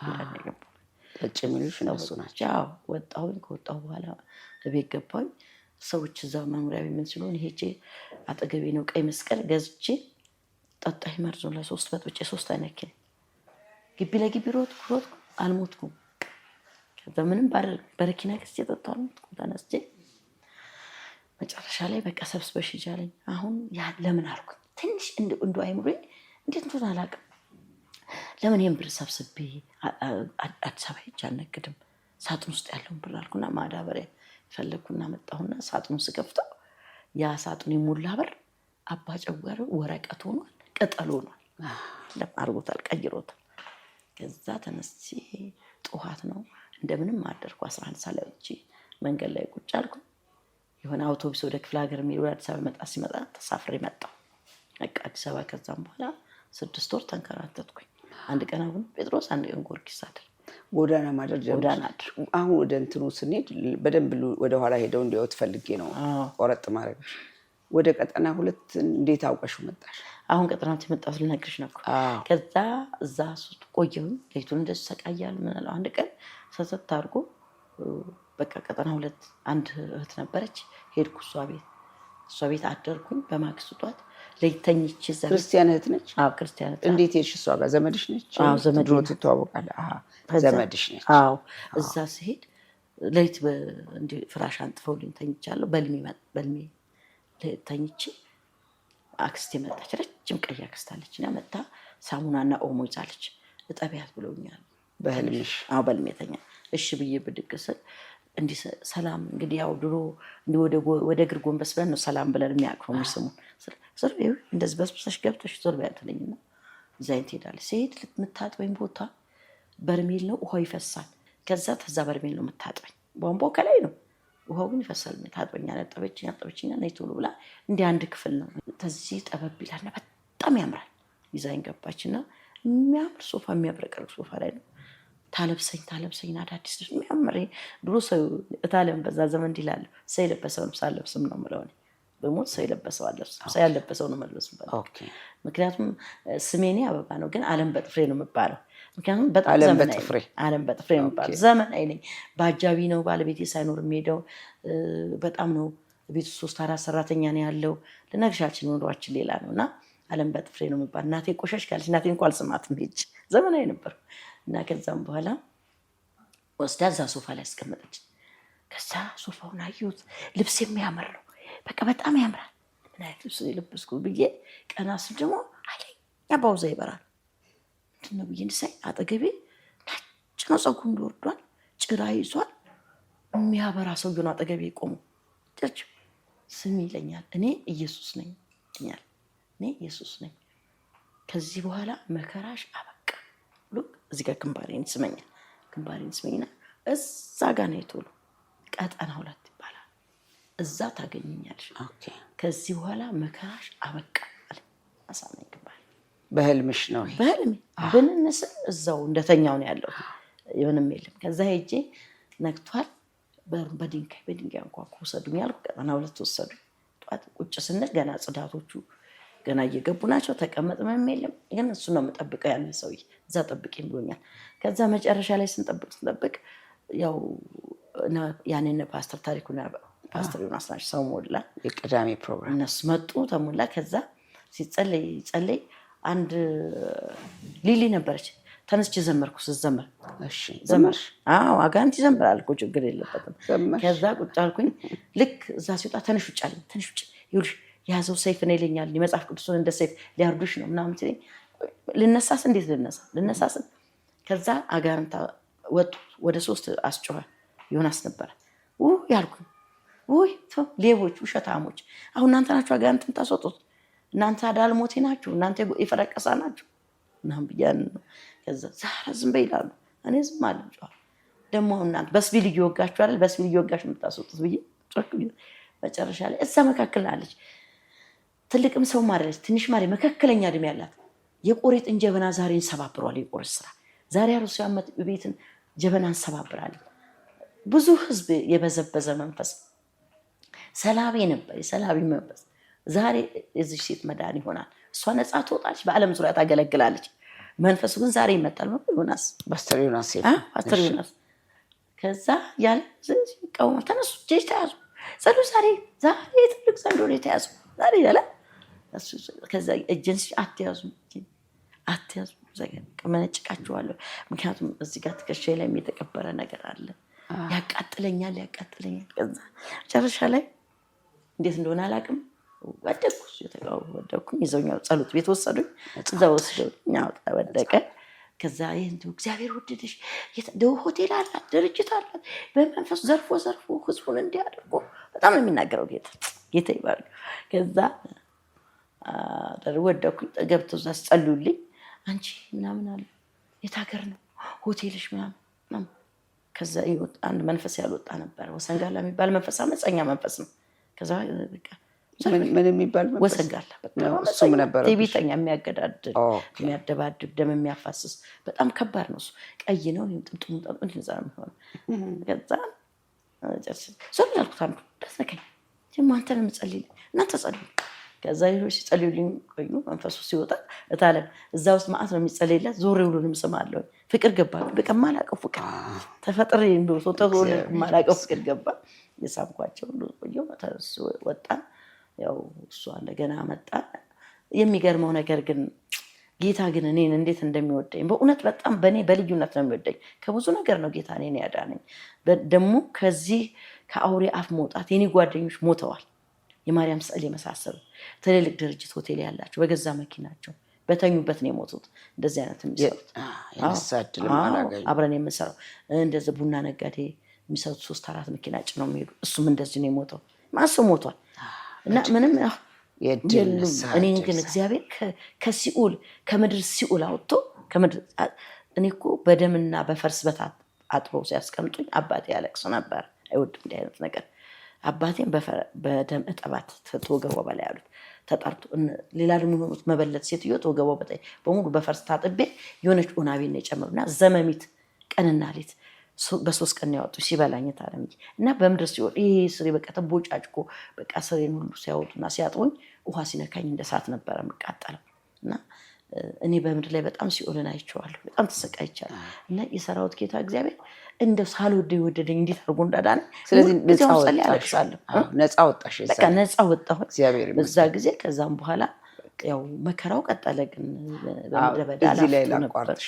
አሁን ዝርዝሩን በደንብ እነሱን ህይወት የሚቀጥለውን ከዚህ ሁሉ ውስጥ አልፈሽ በደንብ ተምረሽ የደህንነት ትምህርት፣ የደቀ መዝሙር፣ የአገልጋይ ሁሉ ተምረሽ ተጠምቀሽ መንፈስ ቅዱስ ተሞልተሽ በቤተ ክርስቲያን በሙሉ ወንጌል እያገለገልሽ እየኖርሽ ብዙ ደረጃ ደረስሽ እና ነቢይም ብሎ ላይ ቀባችሽ ሙሉ ወንጌል ነች። እሱን ለምን እንደሆነ በ3 ዓመት በፊት ደግሞ ሌላ ኢንተርቪው ያረኳታል። እሱ ላይ ማየት ትችላላችሁ። እና አሁን ከዛ ሁሉ በኋላ የቤተ ክርስቲያን መስርተሽ ብዙ ታገለግያለሽ እና ወደዚህ ራዕይ ገብተሽ ስትሰሪም ቆየሽ። ብዙ ነገሮች አሉ እና ቤተ ክርስቲያኑ የት ነው የምትገኘው? እንዴት ነው እስቲ ሽማግሌዎችሽን በሽማግሌዎች ነው የምትተዳደረው? እንዴት ነው አስተዳደርሽ? ምንድን ነው ከእግዚአብሔር ቃል ማስተማር እና በጸሎት ከፈውስ ከነዚህ ሌላ ተጨማሪ የምትሰሪው ነገር አለሽ ወይ? ቦታው ሴት ነው? አሁን ከአንቺ ጋር መጥተው አሁን በጫት ሱስ በድራግ ሱስ የተያዙ በተለያየ ችግር ያለ ሰው ቢሰማ መጥቶ አንቺ ጋር እንዲገለገል እስቲ የት ነው ቤተክርስቲያንሽ የሚገኘው? እኔ መጀመሪያው እግዚአብሔር ከዛ ካወጣኝ በኋላ ታገልጋዮች ጋር ነበር የማገለግለው። ቀጠና ሁለት ነው የተማርኩት ተጠመቅኩት። ማገለግለው በሙሉ ወንጌል ነው። አባቶች ናቸው ጸልዩልኝ። ከዛም በኋላ በየክፍለ ሀገር ሄጄ አገለግል ነበር። ያልኩበት ክፍለ ሀገር። ከዛም በኋላ ግን ያው ቤተክርስቲያን ስመሰርት የዛሬ 13 ዓመት ነው ጌታ ነው በቃ ብሎ ራዕይ ሰጠኝ። ቤተክርስቲያን ሲመሰረት ያው እነሱ ናቸው በነቢይነት የሚጸልዩልኝ። በመድረክ ላይ ነው በሙሉ ወንጌል እንደሆነ ጠንቅቅ ያለች ናት። ጌታ ይባረክ በእውነት። እንደገናም ደግሞ ታሽቶ ኮሌጅም ነው። ጌታ ስም የተባረከ ደስ ነው የሚለኝ። ሙሉ ወንጌል ታሽቶ ኮሌጅ ነው። ታሽተናል። በብዙ ተርቤያለሁ፣ ተጠምቻለሁ። ሳገለግል ምንም ስል ብዙ ፈተና አልፌያለሁ። ከዛኛው መከራ ወጥቼ እዚህኛው በጣም በር በሌለው ቤት ተኝቼ አድሬያለሁ። ዶንያ ላይ ተኝቼ 7 ወር አድሬያለሁ። የ3 ብር ሽምብራ 7 ወር 15 ቀን በልቼ አልፌያለሁ። ከዛ ሁሉ መከራ ያሳልፈኝ ጌታ ነው እንጂ በእኔ ኃይል አይደለም። እና ከዛ አልፎ ደግሞ ቤተክርስቲያን ስመሰርት ያን ሁሉ መከራ ስላየው እግዚአብሔር ያን ሲሰጠኝ ብዙ ቦታ ከዞርኩ ተጣረኩ። ማረፊያ ስለኝ 13 ዓመቴ ነው። ራዕዩን ሰጥቶኝ ከጀመርኩ ዓለም ገና ነበር የጀመርነውና ዓለም ገና ነው የጀመርሽው? ዓለም ገና ነው የጀመርነው። ዓለም ገናም ስጀምር መጀመሪያ እኔ በረንዳ ላይ ብዙ ተሰቃየሁ። የምሰራው ጎዳናዎች ላይ ነበር። ኦኬ፣ ጎዳናዎች ላይ ነው። ዓለም ገና ቤተክርስቲያኗ ተመሰረተ። ማነው ምንድነው ስሟ? የህይወት አምባ ዓለም አቀፍ ቤተክርስቲያን። የህይወት አምባ ራሱ ስሙ ትርጉም አለው። የህይወት አምባ የመዳን የሰዎች መዳን የሰዎች ማደጊያ ቦታ ነው የህይወት አምባ። እና ያንን በራዕይ ነው ስሙንም ራዕይ ነው በራዕይ ነው የሰጠኝ ጌታ ሰጥቶኝ ነው። ከዛ ረጅም ዓመት ጸልዬ ነበር። 3 ዓመት ነው ዘግቼ በሬ ነው የጸለይኩት በዚህ ርዕስ። ከዛም በኋላ ነው አገልግሎት የገባው ራዕይስ። እና ያ ሲሆን ጎዳና ላይ ነው የምሰራው። በአመት 3 ያበላለሁ። ሳበላቸው ከዛ ውስጥ እኔም ማንም ረድቶኛል ጌታ እየረዳኝ ነው። ምን ፈንድ የለኝም ከማንም። ተውስጣቸው እግር የሌላቸው አይን የሌላቸው አሉ መስራት የማይችሉ እና መኖሪያ ቤት ጌታ ሰርቶ ሰጥቶ የነበረና እዛ ቤት ውስጥ ወስጄ እነሱን አስቀምጥ ነበር፣ ረዳቸው ነበር። እኔ ተከራይቼ ወጣሁ። ከዚያ ያን እየሰራሁ እያለ ከዓለም ገና ደግሞ ያው ጌታ ጊዜውን ጨርሶ ሲወጣ ጀሙ ገባሁ። አሁን ቤተክርስቲያን ያለችው ጀሙ ነው። ጀሙ ነው የገባሁት። መስታወት አፍሪካ ፊት ለፊት አስዮ ህንፃ ይባላል። 2ኛ ፎቅ። አስዮ ህንፃ 2ኛ ፎቅ። በሳምንት ውስጥ ስንት ቀን ፕሮግራም አለ? በሳምንት 3 ቀን አለ። መቼ? ዓርብ ጾም ጸሎት አለ። በስንት ሰዓት ይጀምራል? ዓርብ ጾም ጸሎት ከ3 እስከ 7 ነው። እንደገና ደግሞ ሐሙስ ከ3 እስከ 8 ይሄዳል። ምንድን ነው እሱ? የፈውስ ነው። የፈውስ ፕሮግራም ሐሙስ ነው። ብዙ ነገር የሆነበት ነው የሆነበት ነው። እንደገና እሁድ ደግሞ የቃልና ዝማሬ ነው። ያው ቃል ስብከት ነው ያለው። በብዛት ነው የማገለግለው። እሁድም ማገለግላለሁ፣ ግን ሐሙስ ላይ ነው። እና በአመት 3 በፈውስ ላይ ታገለግላለሽ? አዎ፣ በፈውስ ላይ ነው። ብዙ ሰው ድኗል፣ ብዙ ሰው ተፈቷል። በተለይ በዚህ በአመት 3 ነው የማበላው ድሆችንም ታበያለሽ? በአመት 3 በቤተክርስቲያን ውስጥ ከዚህ አገልግሎት ሌላው ስራሽ ድሆችን በአመት 3 እንዳይወደቁትን እንደገና ደግሞ በጣም የሚገርመው ዓለም ገና ውስጥ በታለምዬ በጣም ይሄ ድራክት የሚያጨሱ እንትን ማነው አሽሽ የሚያጨሱ ጫት የሚቀሙ መዓት ልጆች ከ15 በላይ እኔ ጋር መጥተው ድነዋል። ፀጉራቸውን ላጨቼ ልብሳቸውን ቀየር እየለመንኩ የጎዳና እና እነሱ ሃይላንድ ፋብሪካ አስቀጥሬያቸዋለሁ። ዛሬ ያገለግላሉ። ማዳበሪያ ፋብሪካ አስቀጥሬያቸዋለሁ። ግማሹ ሊስቱ ገዝቼ ሰጥቼው እየሰሩ ነበረ። አሁን ራሳ ተለጣፊ ሱቅ ያሉ አሉ። እዚህም ደግሞ እንደዚህ ነው የምሰራው። ይሄ ነው በቃው እና ተጎዳና በተለይ እግር የሌላቸው አይን የሌላቸው እንደገና ጉድሯቸውን እየላቸው አሁንም ባለፈው 200 ሰው ባበላው ጊዜ አሁን እዚህ በጠባው ስለምኜ ነው መድረካ እየለመንኩ ነው። ከማንም ልብስ ያመጡልናል። የወንዶችም የሴቶችም ያመጡ ሰዎች አሉ። ጌታ ይረዳቸው ሲያመጡ ልብሱን ማልብስ ምግቡን ሰርተን አብልተን ወንጌል ሰብኬ ከዛ ውስጥ ደግሞ ጌታን አሁን በቀደም እስከ 50 በላይ ነው ጌታን የተቀበሉት። አሁን ደህንነትም ይማራሉ። እነዚሁ ከጎዳና አንስተሽ ያበላሻቸው ልጆች ናቸው ጌታን ተቀብለው ደግሞ የሚቀጥሉት። እንደገናም ያገለግላሉ እና በዝማሬ ያገለግላሉ፣ በኳየር ያገለግላሉ፣ በጸሎት ጓድ ያገለግላሉ፣ በተለያየ በድቁና ያገለግላሉ እና በዚህ ይሰራሉ። አሁንም ስራ ይሄ ነው። ግን እኔ ትልቁ ነገር በጣም ደስ የሚለኝ ከጨለማ እኔ ከድቅድቅ ጨለማ ወደሚደነቅ ብርሃን እንዳወጣኝ ብዙዎች በእንደዚህ ወጥተዋል። በቃ በእውነት ይህን መንገድ እያገኙ ነው ያሉት። ህይወቴን ነው እየመሰከርኩ የማገለግለው። መጀመሪያ ላይ ሐሙስን በፈውስ አገለግል መጀመሪያ ህይወቴን ነው የኖርኩበት ነው። ከዛም በኋላ ደግሞ እኔ አገልግሎቴ በማስተማርና በግጸጻ ነው። በቃ በዚህ ብዙ ሰው አይመጣም እኔ ጋር እንደዚህ ብዙ ሰው እኔ ጋር አይመጣም። እሷ ትገስጻለች፣ እሷ እንደዚህ ታደርጋለች። ምክንያቱም ትክክለኛው መንገድ እንዲይዙ ነው የምፈልግ። እኔ ትክክል መንገድ ይዤ ነው እዚህ ጋር የደረስኩት። አምላኬን ይዤ አምላኬን ይናዳነኝ ካዳነኝ። ምን አይነት ሰዎች ናቸው የምትቆጫቸው? ላይክ ነጋዴዎች ሆነው ሌብነት ያላቸው ሆነው ነው ወይስ ወይ አገልጋይ ሆነው ሌላ ነገር ሲያደርጉ ነው? ምን አይነት ነው ቁጣ? እግዚአብሔር ገልጦልሽ ነው የምትናገሪው? በራስሽ ነው? እንዴት ነው? እግዚአብሔር ተናግሮ ነው። በራሴ ምን አገባኝ እኔ። እግዚአብሔር ሲገልጥ ለምሳሌ ነጋዴ ሆነው ይሰርቃሉ። ለምን ይሰርቃሉ? አገልጋይ ሆነው ይጠጣሉ። ለምንድነው ከፊት ለፊት ስብራ ጠርሙስ አስቀምጠው የምትጠጣው? ለምንድነው ዘሙተ መድረክ ላይ የምትወጣው? በቃ ግማሾቹ ንስሐ ይገባሉ። ግማሾቹ ደግሞ በጓዳ መጥተው በጓዳ እባክሽን ብለው ደውለው ይገባሉ። ጌታ ያው ለሁሉም ሩህሩህ ስለሆነ ደግ ስለሆነ ጸልይላቸዋል እና በእንደዚህ አይነት እና አንዳንዶች ይሄን የሰሙ ደግሞ ይሸሻሉ እና በመሸሽ አይዳንም አዳኝ ነው እና ስለዚህ ይሄ ልጆች አሁን እነዚህን እግር የሌላቸው እጅ የሌላቸው አልሽ እንዲህ አይነቶቹን እንዴት ነው የት ነው የምታገኛቸው? እንዴትስ ነው የምታኖረው? እዛ ይመጣሉ። እንደዚህ አሁን እኛ የዛለት አሁን ሲያመጡ ሲበሉ ለምሳሌ በመስከረም አንድ በበዓል ነው። እንደገና ገና ላይ ነው። እንደገና ፋሲጋ ላይ ነው የማደርገው። ሳደርግ ይሄ ቁጭ ብሎ ቤተክርስቲያን ጋር ኦርቶዶክስ ቤተክርስቲያን ጋር የሚለምኑትን አይደለም ከየቱቦ ውስጥ ነው ፈልገው የሚያመጡልኝ። እነዚሁ አገልጋዮቹን አሰማራቸዋለሁ። ፈልገው ከየቱቦ ፈልገው ከየምናምን ነው እነሱ ነው የሚያመጡልኝ። ሲያመጡልኝ እነሱ ናቸው እዛ ጋር ሲያለቅሱ ይሄን አብልተሽና ግን ማረፊያ የለም ዛሬም ቱቦ ነው ሲሉ በቱቦ ውስጥ ብስብስ ያሉ ናቸው። በቆሻሻ እንደዚህ ሆነዋል። ከዛ እነሱም ወስድና ተህቴ ጋራ እህቴ አብራኝ የምታገለግላች አብረን እናጥብና ልብሳቸውን እንቀይርና ፀጉራቸውን ላይተን ጥፍራቸውን ቆርጠን በባጃጅ ወስዳቸው እናዛረጋቸዋል። የት? እዛ መኖሪያ የራሴ መኖሪያ ለቅቄላቸዋል። እነሱ ይኖሩበት እነሱ ናቸው የሚኖሩት እና እግዚአብሔር ነው ለራስሽ ቤት የሰሩሽ አሜሪካን ሀገር የሰሩልሽ ሰዎች እግዚአብሔር ተናግሯቸው ሰሩልሽ። አንቺ ደግሞ አሁን ለጎዳናዎቹ ሰጠሽ። ለጎዳና ሰጠው እግዚአብሔር ይሄን አድርጊ ስላለኝና ተከራይቼ እኔ ስኖር የትኛውም ደግሞ የለኝም ማንም ይረዳኛል። ግን እግዚአብሔር እንዱ ሰዎችን እያስነሳ ደግሞ ለኔ እንዲህ ቤት ኪራይ ራሱ ስትረጂ ያው እግዚአብሔር ቃል ላይ ነው የሚለውና ስጡ ይሰጣችኋል ይላል አይደል? ስትሰጪ ነው የሚሰጥሽ። እንደገና ከሚቀበልቅ የሚሰጥ ብፁዕ ነው ይላል ሐዋርያት ሥራ ላይ። ይሄ ቃል ነው እኔ ውስጥ የገባውና ምንም ባይኖረኝ ጌታ አንተ ትችላለህ ብዬ ነው የጀመርኩት። ምንም የለኝም። ምን ታበያቸዋለሽ? እዛ ቤት ሲኖሩ ምግብም ኃላፊነት አለብሽ በየቀኑ? እንዲሁ ጌታ የረዳቸው ሰዎች እኔ ጸልያለሁ። በየቀኑ ምግብም አለ። ከጓዳ ጽዋለሁ ተጠርቼ ይቀበላለሁ። በቃ ምግባቸው ግማሹ የሆነች ጤፍ ያመጣል፣ የሆነች አስፈጭቶ ግማሹ ሆነ ፓስታ መኮሮኒ ገዝቶ ያመጣል። ስለዚህ ግማሾቹ ደግሞ 5,000 ብር ምናምን ያንቺ ገዛዝ ይችላል። ስለዚህ በየቀኑ የሚያበሏቸው ሰዎች አሉ ደግሞ የሚሰሩ አሉ እግዚአብሔር ይባርክ። ትልቅ ስራ ይረዳሉ። ክርስቲያኖች ናቸው። እኛም እንሄዳለንና ቢያንስ በሳምንት 3-2 ሄጄ አጥቢያቸው አይተን ልብሶች ደግሞ እዛም ሆኖታል ይደባደባሉ። ደግሞ የመንፈሱም ከወጣም በኋላ ያ ያለፉበት ነገር በትንሽ ምግብ አይቆሙ። ምግብ በቃ ወስነሽ ያስቀምጡናል በልተውም አይጠግቡም። በጣም ብዙ ችግር ነው የማልፈው። በእውነት ነው የምልሽ።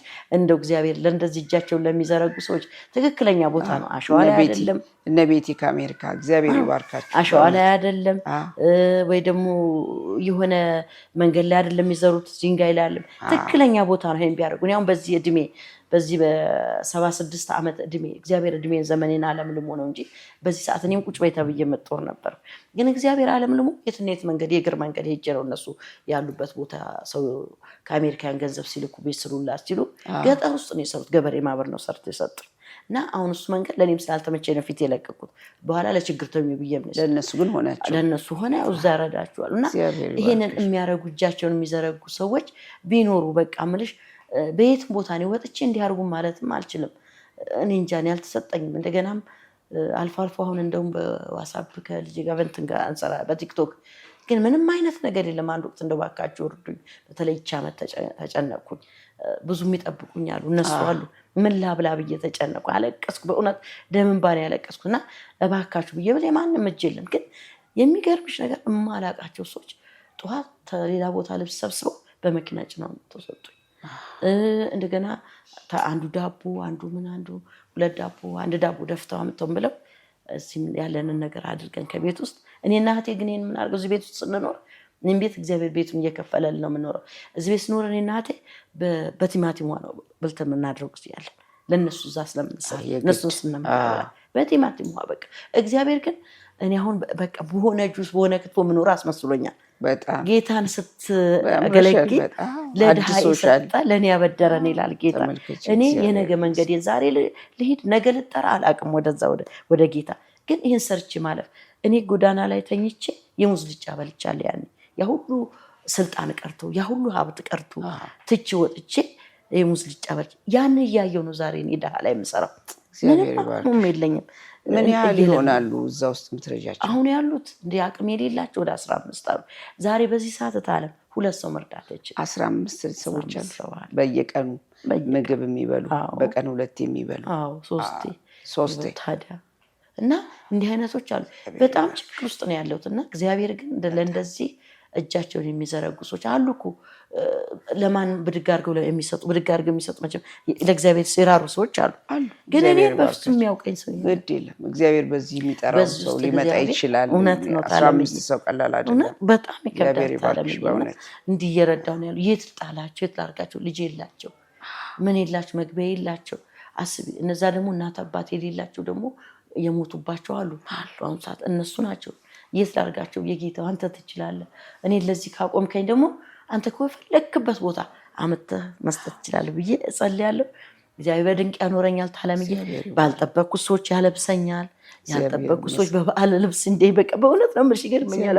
ከ7 እስከ 8 በላይ ነው የሚያገልብስ ያለኝ በየአመቱ እና ያው በጣም ቆንጆ ልብስ ስለሆነ ይሄን ስጦታ ያመጣልሽን በጣም ይሄን ስጦታ ያመጣልኝ ያው ዶርዜ ነው ራሱ የሚሰራል ያላቀው ማመጡ። አንደኛው ደግሞ ከኋላው ጋቢ ምናምን አመጡ መድረክ ላይ ማለት ባንቺ ተአምር ይሰራል። ግን ተአምር ይሰራል ጌታ ብታይ በጣም ብዙ ምስክርነት መጥቼ ቆየው መሀን ሴቶች አይተሽዋል።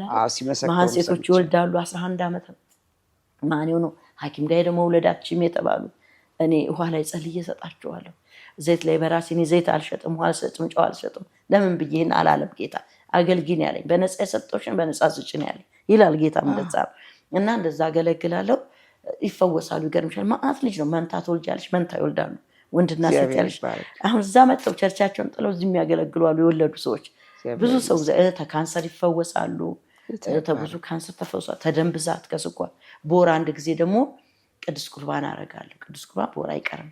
ያ ቅዱስ ቁርባን እኔ ከጓዳዬ ስለማልወጣው ብዙ አገልግሎትም አልሄድም የትም ጸልዬ ነው። በዛ በደሙም ላይ መካነ ኢየሱስ ስጋውን እንትኑን አሰርቼና ከዛ በዛ ላይ ግማሽ አጋንንት ይወጣል ሲወስዱ የጌታ ራት እየወሰዱ ግማሽ በመንፈስ ቅዱስ ይሞላል።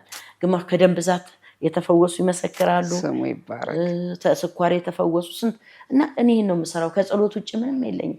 እግዚአብሔር ታምር እየሰራና ከአሜሪካ ድረስ አንዳንዶቹ ይደውላሉ። ግን አሁን ድምጻቸው ጠፍቷል። የአሜሪካ ሰው የለም።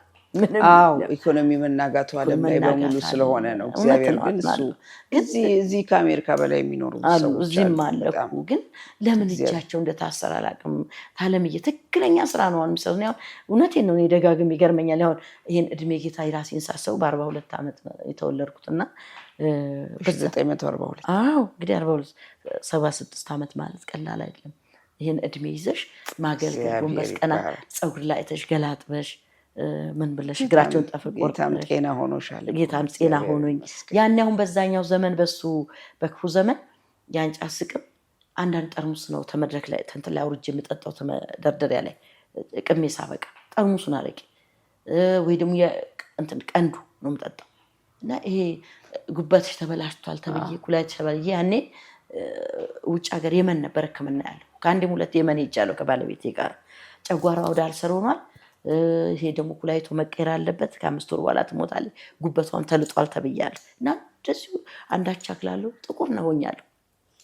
2 ሄድኩት። የሰራዊት ጌታ እግዚአብሔር ግን ጣልቃ ገብቶ 5 ወር ነው ኩላሊቷ መቀየር አለባት ሲባል አልተቀየረም። እሱ ጣልቃ ገብቶ አገኘኝ ጌታ በብደትም ቢሆን አገኘኝ። እግዚአብሔር ይባረክ። አሁን ጨጓራ በሽታ የለብኝ። ኩላሊቶች ስመረመር ሄጄ 2-3 እንደውም ፓስተር በቀለ ገረው ኪዳን አባቴ ናቸው የቀረው እሳቸው ናቸው። እንደሚሆነ ሴት እስቲ አስመርመሪያት እንደዚህ ብለው ወስደ ያኔ ምንም የለኝም። ስታስመረምረኝ ኩላሊቴ አዲስ ነው፣ ጨጓራ አዲስ ነው፣ ጉበቴ አዲስ። እንግዲህ ውጭ ድረስ ሄጄ እዚህ ሁሉ ባልቻ ሆስፒታል እየተመላለስኩ በቃ መድኃኒት ወደ 5 አይነት 6 አይነት እየተከመረች ስለዚህ ነው እየወለወለ ነው እየቀየረ ምንም የለን እነግራቸዋለሁ። አሁን እናንተ ደም ብዛት ትላላችሁ፣ ኮሌስትሮል ትላላችሁ፣ ምን ትላላችሁ። ተጌታ ጋር ትክክል መስመር ውስጥ ብትገቡ ይሄ ነገር አይገጥማችሁም ነበር። እኔ አሁን ጤነኛ ነኝ በዚህ እድሜ ብያ ሁሉ በሽታ መሰክራለሁ። ሌላው ደግሞ በአሁኑ ዘመን ፍቺ በዝቷል። እኔ በጣም ታልም የምናገረው ነገር ፍቺ በዝቷል። ወጣት እናት አባት አይታዘዝም፣ ቃሚውን መላጫሽ። ይሄ የሆነው ሰው በቤቱ ለምንድን ነው ክርስቲያኑ ነው ከሆነ በኋላ እጣን የሚያጨሰው? እጣንን ተከትሎ የሚመጣ መንፈስ አለ። እኔ በደንብ በዛኛው ቤት በዛኛው በክፉ ድግሪ ጭኝ ነው የመጣት። በዚህኛው ቤት ደግሞ ማስተር ጭኛለሁ በጌታ በደንብ ስለማውቅ ጥልቁን አሰራር እና ምንድነው ሰው ጠቋር የሚባል መንፈስ ጠቋር አባቡል የሚባል መንፈስ በተስኪያን ሳሚ ነኝ ይላል፣ ዳይደጋሚ ነኝ ይላል። ኦርቶዶክስ ውስጥ ቀይ ነው እና ልጆችን የተማሩትን ተማሪዎችን ትምህርት ላይ ጥሩ ደረጃ የደረሱን ያስጨነግፋል። ይሄን የሚያደርገው ሰዎች ክርስቲያኖች ሳይገባቸው ቤታቸው አሁን በበዓል ቀንኛ ሌላው መስዋዕቱን ነው የሚያቀርበው። ልክ በበዓል ቀን ለምዶ ጨፍ የምንጎዘጉዘው፣ በበዓል ቀን ለምዶ ዕጣን የምናጨሰው፣ ሌላውን እናድርግ። ይሄ ሰንደል ይሄ ከባድ ወሰንጋ ንብረቴ ነው ይላል። ተዚህ አብረው ህብረት አድርገው የሚሰሩት። ስለዚህ ነው ትዳር በዚህ ዘመን ትዳር እየተበተነ ያለው። ይሄ ነው አንዱ ምክንያት ይሄ ነው። እኛ ክርስቶስ መምሰል አቅቶናል። ለምንድነው ክርስቲያን ክርስቶስ ማየው? እኔ በጣም ትልልቅ ክርስቲያኖች ቤት አሁን አንዳንድ በቲቪ ስናይ ዕጣን ይጨሳል። ዕጣን በጣም ከባድ ነገር ንብረቴ ነው የሚለው። ምን አገባው ደግሞ ምን አገባው ይላሉ። ምን አገባው የሚል ደግሞ የጸሎት ጉልበት ሲሆን ነው። አንድ ሰሞን ብንጸልይ አንድ ሰሞን አንጸልይ፣ አንድ ሰሞን ምን አንድ ሰሞን ነው አሻለን። ስለዚህ እሱ ደግሞ ውሸት አባት ነው ይለዋል። እና ይሄ ለምን አስፈለገ? ሊባንጃ ለምን አስፈለገ? ሊባንጃ የማን ነው? ዕጣን የማን ነው? ይሄን ነገር ክርስቲያን ቢለው ትዳር አይበተን። እግዚአብሔር ይባርክሽ። እንደ ደግሞ እንደ ነቢይ አሁን የምጠይቅሽ ቅርታ ወደዚህ እንሂድ ብዬ ነው። መቼም የዘንድሮ ክርስትና ጥርት ያለ ክርስትና መሆኑን የሚያውቀው ጌታ ብቻ ነው በሱ መለኪያና። ግን እንደው እግዚአብሔር የተናገረሽ ነገር አለ ወይ ለቤተ ክርስቲያን፣ ለእኛ ለምእመን በዚህ ዘመን ላይ መልእክት አለሽ ወይ የተቀበልሽ ከጌታ? እንዴት መሰለሽ ታለምዬ፣ ለምሳሌ እኔ ከዚህ በፊት ትግራይና ኢትዮጵያ ኃይለኛ ውጊያ በነበረበት ጊዜ፣ ኃይለኛ ጦርነት በነበረ ጊዜ ትግራይና የአዲስ አበባ ኢትዮጵያ ነው ኃይለኛ በሆነ ጊዜ መድረክ ላይ ጌታ ተናገረኝና ጸልዬ መድረክ ላይ እንዲህ አለ ጌታ፣ ወንድማማቹን አስታርቃለሁ አለ። አሁን ለእኛ ደም መፍሰስ ያቆማል፣ አስታርቃለሁ፣ እርቅ ይሆናል፣ ጣልቃ አትግቡ፣ ውስጥ ጸልዩ፣ ዝም ብላችሁ ደውለው በስልክ ሰደቡ ወይልናክሽ ነብይ የተባሉት ስማቸውን አጣሽ። ስሚ ምንድነው የምትቀባጠሪው? ገና አዲስ አበባ ደም እንደ ጎርፍ ይፈሳል። አንቺ የምታወራው እንግዲህ አሁን እንዳንተ ካፌ ቤት ሆኜ ጁስ እየጠጣ ወይ ቁርጥ እየበላሁ አለም ተንበርኬ የሰማሁትን ነው ብዬ መለስኩ። ተሶታ ደግሞ ጦርነት አይሆንም ማለት ከዛ ወዲያው እርቅ ሆነ እንጂ በ6 ወር እርቅ ሆነ። አሁንም ይኸውልሽ ልጄ ሰለሞን ተመለሳል ብትመለስ አንተ እኔ እመለስልሃለሁ ነው ያለው። አሁን ጥቂት ጊዜ ነው ፋይት ያለው። ይሄም ሆኖ ክርስቲያን መጸለይ ያስፈልገው። ክርስቲያን መጸለይ የሚጸልይ ሰው ነው የጠፋው። ይጸልያል እኮ እንደ ጉድ የሚጸልይ እስቲ ተመልከቺ። ከያው ሙሉ ወንጌል መሰረተ ክርስቶስ ጸሎት አለ። ልክ ነሽ፣ ይጸልያል። ደግሞም አለ ጠልሽ እንዲህ ተመልሰሽ እሪያ ታጥቦ ጭቃ እንደሚገባ ለምን እንገባለን? እሪያ ታጥቦ ጭቃ ነው ተመልሶ ታጥቦ አሳምረው እንደዛ አይነት ነውና እግዚአብሔር ልንገርሽ ስለ ድሆች ይራራል። አሜን። ይራራል። ሰው በእግዚአብሔር ትቶ በገንዘቡ የተመካበት ነው። በእግዚአብሔር ትቶ በእውቀት የተመካበት ሰዓት ነው። በእግዚአብሔር ትቶ በዘረኝነት የሌለ ነገር እኛ ተወልደን ያደግነው ባሌ ውስጥ ነው። እኔ አባቴ ለምሳሌ ቅድም ነገሽ ወሮጉርሎ ሰው ናቸው። አባቴ ወሮጉርሎ ወለጋ ናቸው አያቴ እና ምንድነው ይሄ ዘረኝነት አናውቅም። ተወልደን ስናድግ ድሮ ዘረኝነቱ ተቀብተን አንድ ቤተሰብ ተጋብተን አሁን ይሄን እግዚአብሔር ይጸየፈዋል። ይሄንን እኮ ኢህአዴግ ዘርቶት የሄደው እግዚአብሔር ይገስጸው። እሱን መንቀል እንኳን ቤተክርስቲያን አቅማታ ራሷን ቤተክርስቲያን በዘር ተከፋፍላለችና ይሄ ጸሎት ይነቅለዋል። አሁን ሰው በጣም ጭንቅ ውስጥ በኑሮም በተለያየም ነገር ክራውድ ሲገባ ወደ ጸሎት ነው የሚሄድ። ወደ ትሄጃለሽ ወደ ጌታ ምትጠቂ። የዚህ ጊዜ ግን እግዚአብሔር አሁን ትንሽ ጊዜ ለመፍሰስ ይቀጥላል። እግዚአብሔር ጣልቃ ይገባል። እግዚአብሔር ጣልቃ ይገባል። በቃ ማንም አይደለም እግዚአብሔር ጣልቃ ገባለሁ ብሎ እግዚአብሔር ጣልቃ ይገባል። እርቅ ይሆናል። በዓለም ዙሪያ ሁሉ እንደዚህ የተናወጠው የኛው ጉዳይ ነው፣ የኛው ችግር ነው። ጌታን አሳዘን ነው። በጣም ነው ዓለም እያሳዘን ነው። አንቺ ጥቂቱ ሰው እንደሚጸልይ ያሳዘን ነው። ብዙ አለን የሌለ ነገር ነው ሀገራችን ውስጥ። ሁላችንም በየቤታችን አሳዝነናል። እውነት ለመናገር ማንም ከሌና ከሌ ጋር የምራሴ ሆነ እኔ ፍጹም አይደለም አሳዝኛለሁ። እና ጌታን አሳዘን ነው። ያኔ ትዝ ይልሽ እንደሆነ በብሉይ ኪዳን ዘመን ወሳና እያለ ህዝቡ ሲጨፍር ለውርንጭላዋ ጃኬቱን እያወለቀ ሲሰጥ ዘንባባ ሲያነጥፍ ጌታ ኢየሱስ ክርስቶስ ያለቅስ ነበር። ኢየሩሳሌም ስለ ኢየሩሳሌም ያለቅስ ነበር። ቀጥለው ጥፋቷን አይቶ እና ጌታ ተናግሯል። ይሄንን ነገር ደግሞ ቀደም ሲል እኔ ጌታ ነው ምስክሬ፣ ማንም አዳማጭ የለሽም። እኔ ዓለም ገና ሳገለግል እንትንም ነበረኝ፣ እዚህ ሀና ማርያም ቸርች ነበረኝ፣ እዚህም 3 ቦታ ነበረኝ ቸርች። እኔ አሁን ጌታ ጥቅልል አድርግሽ አንድ አድርጊ ስላለኝ ነው አመት ሆነኝ ሁሉንም ጠቅልዬ አንድ ላይ እዚህ ያደረኩት። እኔ አንድም ቀን ሰው መድረክ ላይ ለምኜ አላውቅም።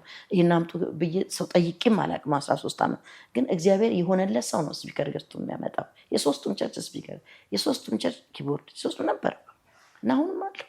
ግን እኔ አላደርግም። እኛ ጌታን ተማምነን ነው እንጂ መቆም ያለብን። የሰው ኪስ ነው መታመን ያለብን። የሚደረገው ነገር በአንድ በኩል ድሃ እያለቀሰ በአንድ በኩል ድሃ ይሄ ነው። አሁንም ብንመለስ እግዚአብሔር ይመለሳል። ጥቂት ጊዜ ነው ያለው። እግዚአብሔር ጣልቃ ይገባል። አሜን። ለቤተ ክርስቲያንስ እንደው ምን መልእክት አለሽ? አሁን በዚህ ዘመን ላለች ቤተ ክርስቲያን ደግሞ የተለየ እግዚአብሔር ያለሽ የምትነግሪኝ? ቤተ ክርስቲያን እርቅ መፍጠር ነው ያለባት። እርስ በርስ እኮ ተፋይታለች። እንስሳቱ መጀመሪያ እርስ በርስ መጀመሪያ እርቅ ያስፈልጋል። አባቶች እንደ አባትነት አይሽ ሆነው ነው እኔ አያገባኝም ማለት የለም፣ ያገባናል። ስለዚህ መጀመሪያ እርቅ ያስፈልጋል። መጀመሪያ አንድነት ያስፈልጋል። ቤተክርስቲያን እና ቤተክርስቲያን ውስጧ ላይዋ ነው እንጂ ውስጧ ተፈናቃ ምንድን ያለው በኖራ እንደተለበጠ መቃብር ውስጥ ግን ያንን ነበር ያላቸው። አሁን እኛ ነን። አሁን እንዲህ ነው ቤተክርስቲያን ውስጥ እንደዚህ ነው የሆነው። በደንብ እኔ በጓዳ ነው የምውለው። የትም ሄጄም አላውቅም፣ አልወጣም። አሁን በወሬ ነው ትናንትና እዛ ቤት ጋር የሄድኩት ጌታ አሁን እንጂ ለአገልግሎት እንደ ድሮሽ በገጠር ወደ ሶማሌ ምናምን መሄድ የለም። ስለዚህ እዚሁ ነው ተቆም ብሎኛል። እዚሁ ነው የማገለግለው፣ እዚሁ ነው የምጸልየው። ተጓዳ አልወጣም የትም። እዚህም እንኳን አዲስ አበባ ውስጥ ይጋብዙኛል ብዙ ቦታ። ደብረ ዘይት ናዝሬት አልሄድም ትቻለሁ። ጌታ ለሁሉም ጊዜ አለ ጸልይ ስላለኝ በቃ መተቃቀፍ ጊዜ አለው አለ እኮ መክብብ ውስጥ ላይ ለሁሉ ጊዜ አለው፣ ለሞትም ለሳቅም። እና አሁን ቤተክርስቲያን ጋር ነው ትልቁ ነገር ያለው፣ ትልቁ መሰረት ያለው መሪዎች ጋር ነው። መሪዎች በእግዚአብሔር ፊት በንስሐ ውደቁ፣ በንስሐ በጣም መውደቅ እግዚአብሔርን አሳስበው። አለዚያ የእግዚአብሔርም ቅጣት እኮ ይመጣል። ታግሶ በጣም እግዚአብሔር ቅጣት ይመጣል። በልጆቻችን መቀጣት አለ፣ ከባድ የልጅ ቅጣት አለ። የራስ ቅጣት አለ። እንደወጡ አለመግባት አለ። ሰው መኪና መሪውን ተማምኖ ነው ነዳጁን ተማምኖ ነው የሚወጣው አይደለም። ኢየሱስን ታምነን ነው የምንወጣው የምንገባው። እና ሰው ይሄን መታመን ያቃተው ጊዜ ነው። መሪዎች በጣም ንስሐ መግባት አለባቸው፣ መስማማት አለባቸው፣ እጅን እጅ መያዝ። ወጣቱም ይመለሳል እኮ ወጣት የተነሳው እነሱ ይመለሱ ግድ ነው፣ መገረዝ አለባቸው። እኛ እግዚአብሔር እኮ ታላላቅ ነገር አስተምሮናል እኮ። እኛ ብንማር እኮ አብርሃም እኮ ያን ያህል ዕድሜው ታለቀ በኋላ እንኳን እኮ መምሬ ዛፍ በላይታች ቁጭ ብሎ ከተገረዘ በኋላ ነው ይስሐቅ የመጣ ወደ ቤቱ የገቡት መላእክት። አሁን እኮ እንኳን ጌታ ሊገባ መላእክቶችም አይመጡም፣ ታዘው አይደለም የሚመጡት። ስለዚህ ወደ ቤቱ የገባው ተአምር የሆነው ከ99 ዓመት በኋላ ሳራ ከሞት በኋላም 6 ልጅ ወለደ እኮ ይስሐቅ በኋላ እግዚአብሔር ቃል ተና እና እግዚአብሔር ብዙ በረከት አለው። ስንመለስ የሚመለስ አምላክ ነው። ግን አሁን መሪዎች ችግር አለ፣ ከባድ ችግር ነው ያለው። እግዚአብሔር ይባርክሽ። አሁን ደግሞ በአጠቃላይ እንደው በኑሯችን ላይ ስታዩ በጣም የኑሮ ውድነቱ እጅግ የከፋ የሆነ ሄዷል እና እንደው ይህን ፕሮግራም የሚያዩ ሚኒስቴሮች፣ የኢኮኖሚ ኃላፊዎች ሊደርሳቸው ይችላል። ብዙ ክርስቲያኖች አሁን በስልጣን ደረጃ ውስጥ አሉና እንደው እግዚአብሔር የተናገረሽ ነገር አለ ስለ ምድራችን፣ ስለ ድሃው? ለመንግስት የምትናገሪው መልእክት አለሽ? ያው እኮ አለመታዘዝ ከባድ ነው። አለመታዘዝ ከባድ ነው። አካን የሚባለው ነገስት ላይ አካን የሚባለው ንጉስ ህዝቡን ጦርነት ይዞ ሲወጣ፣ እስራኤልን ጦርነት ይዞ ሲወጣ ስመለስ ለብሰዋለሁ ብሎ ነው ከቦርቱን የቀበረዋል። ድንጋይ ስር ያስቀምጠው እግዚአብሔርን ከቦርት ወስዶ ድንጋይ ስር አስቀምጦት ሄደ። እግዚአብሔር ግን ያይ ነበር ያንን እና ያያል። ያን ሁሉ ህዝብ ግን አስጨረሰ። ካስጨረሰ በኋላ ግን እግዚአብሔር ተቆጣ። በድንጋይ ተወግሮ እሱ ሞተ። አሁን እኮ በምድራችን ላይ ምንም የጠፋ ነገር የለም። ይህ ሁሉ ነገር ግን ሰውን አጨካክሞ ኑሮ ውድነት የሁሉ ችግር የመጣው እግዚአብሔርን ባለመታዘዛችን እንጂ ይሄን መቆጣ። ስለዚህ ህዝቡ አለመታዘዙ ነው። ባለመታዘዝ። መሪዎችስ ባለመታዘዝ። አዎ መሪዎች ደግሞ ምንሽ ከባድ ነው። ከላይ ያለው አሁን ሰው ከላይ ያለው ነው ይወቅሳል። መዝገብ ቤት ያለው ነው የሚያበላሽ። መዝገብ ቤት እኮ ያለው መዝገቡን ከደበቀ ላይ ያለው ምንድን ነው የሚያደርገው? እና ላይ ያለው ነው ሰው ሁሉ የሚለው። በጣም ነው የሚያሳዝነኝ። በጣም ነው የምጸልይለት በእውነት ነው የምልሽ። ለመሪዎች ላይ ያሉት መሪዎቹ ዋና ቦታ ላይ ያሉት አሁን ዶክተር አብይ ቢሆን በእውነት ነው የምልሽ በጣም ነው የምጸልይለት። በጣም የሚያሳዝነኝ የኔ ወንድም የሱ እኩያ ነው፣ የሱ እድሜ ያለው ነው፣ ዳኛ ነው ወንድም፣ ወጣት ነው እና ፕሬዚዳንት ሁሉ አድርገውት ነበር የዳኞች። አሁን ግን መልሰው ዳኛ አድርገውታል እና ዳኛ ነው። አሁን እንግዲህ በሱ እድሜ ያለ ሰው ነው ሀገር የሚመራ። ሀገር መምራት ቀላል ነው። አንድ ቤተሰብ መምራት ይከብዳል እኮ ታለምዬ። የአንድ ቤተሰብ ባህሪ የተለያየ ነው። በተለይ ደግሞ የኢትዮጵያ በተለይ የኛ ደግሞ ከባድ ህዝብ ነን እና እኔ በጣም ነው የሚያሳዝነኝ። አሁን አዳነች አቤቤ የምትባል እንደዚህ እየሰራች እንደዚህ እያደረገች እየሆነች ብዙ ሰው ይወቅሳታል። ብዙ ሰው ድል አንድ ለሁሉ ሰው እኮ ማስደሰታችም ስታገለጊ እንኳን ሁሉ ሰው አታስደስችም። እና የሚገርመው ነገር እኔ በጣም ነው ያሳዝነኛል። እሱ ላይ ሆኖ እሱ ነው እሱ አይደለም የስራችን መዝገብ ቤት ነው እኮ እና የራሳችን የስራ ውጤት እና አስተዳደር ውስጥ ያሉ ክፉ ሰዎች በጣም አሉ። በጣም ክፉ ሰዎች አሉ። ሆዳሞች አሉ። ለራሳቸው ቢሰበስቡ አሉ። ስለ ህዝብ ምንም ደንታ የሌላቸው እላይ የወረደውን ትእዛዝ የማይፈጽሙ አሉ። እና እኔ ላይ ያሉት በጣም ነው የሚያስለቅሰኝ፣ በጣም ነው የሚያሳዝነኝ። በጣም ነው ዶክተር አብይ በጣም በእውነት ነው የምልሽ። እኔ ምንም ይሄ እንትንነትም አይደለም። ደግሞ ለነገስታት ጸልዩ ይላል እግዚአብሔር ቃል እኮ። ለነገስታት ታዘዙ እርግማን ታመጣላችሁ ነው እኮ ምንም ቃል አለ። እና ያሳዝንሻል ያለው ነገር። ስለዚህ የበታች ሰራተኛ ጋር ችግር ያለው እሱን ይውልና እሱን ለመመርመር እኮ ምንም አያቅታቸው። ምንድነው አሰራሩ ብለው ለመታችሁ ለመሄድ ስንት ቦታ ተመልክ ነው ይችላሉ። ተመልካች ሰው ይሄንን ሰልልልኝ ብለው ቢልኩ እኮ እንዴት ነው? አሁን በቀደም አንዲት ሴት እኔ ኦሮሚያ ላይ ያላትን መሬት የነበረ ችግር መሬቷን እና ሸጬ እንኳን ለመውጣት በጣም በብዙ ለምንድን ነው የጉቦ የእንትኑ ብዛት የሚዘገንን ነገር ነው የተናገረችው። ለምን ኦሮሚያ አዲስ አበባ ላይ ይባሳል በየቦታው ይኸው አብረውን ያሉት የቢዝነስ ሰዎች እኔ አሁን ለምሳሌ ልንገርሽ ታለምዬ 6 ዓመቴ ነው ቦታ ካመለከትኩ ትክክለኛ ወንጌል ነው የምሰራው። በጌታ ፊት ነው የምናገረው። በዚህ ድሜ በእግዚአብሔር ሰው ለእግዚአብሔር ነቢይ በእውነት ነው ትክክለኛ የማገለግለው። 6 ዓመቴ ነው። ይሄው ወስደው መዝገብ ቤት ቀብረውት ቀርተዋል።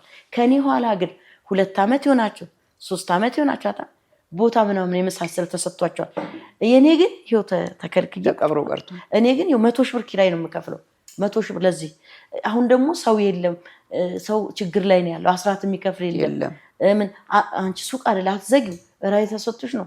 ትውልድ አለ፣ ብዙ ትውልድ እጄ ላይ አለ፣ ብዙ ይሁዲዎች አሉ እጄ ላይ። ወደ ራስሽ አመጣሽው። ይኸውልሽ አሁን ከኔ እኔ ተሰጥቶሽ ቢሆን ደብቀውት ይሆናል። እዛ ውስጥ እኮ ያለ ጉድ። እኔ ቤተክርስቲያን ቦታ ተሰጥቷቸው እንደ ሌባና ፖሊስ እንዲተፋጠው መጨረሻ ላይ ኬዙ እንደገና ወደ ከንቲባዋ ሄዶ ብዙ ነገር ሆኖ የተረከበ ሰው አውቃለሁ። የአንድ ሰው ብቻ አይመስልሽ፣ በብዛት ነው።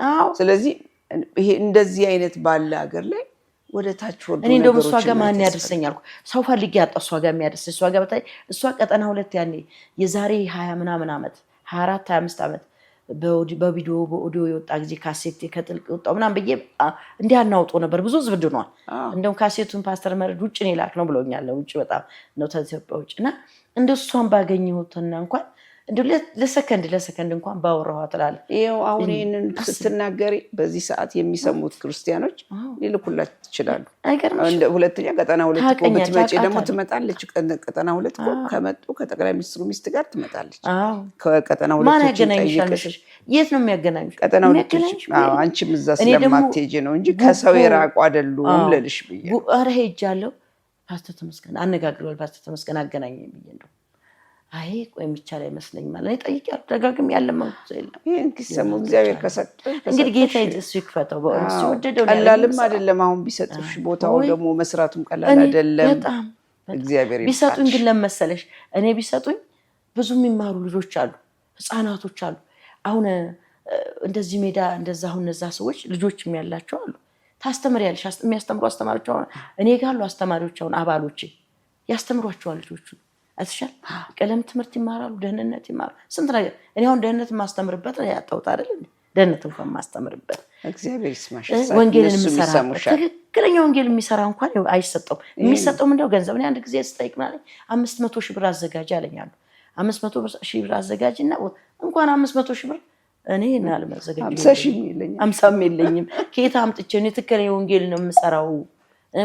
ምድራችንን እግዚአብሔር ነፃ ያውጣት ከእንዲህ አይነት የተረገመ አሁን እኔ የማለቅሰው ይሄ አሁን አንድ ቆይ አሁን የማለቅሰው ባቦን በጣም ነው የማለቅሰው። ይሄ ራሱ ምንድን ነው ለእነሱ አሁን ጥሩ አይበሉትም እኮ ደግሞ።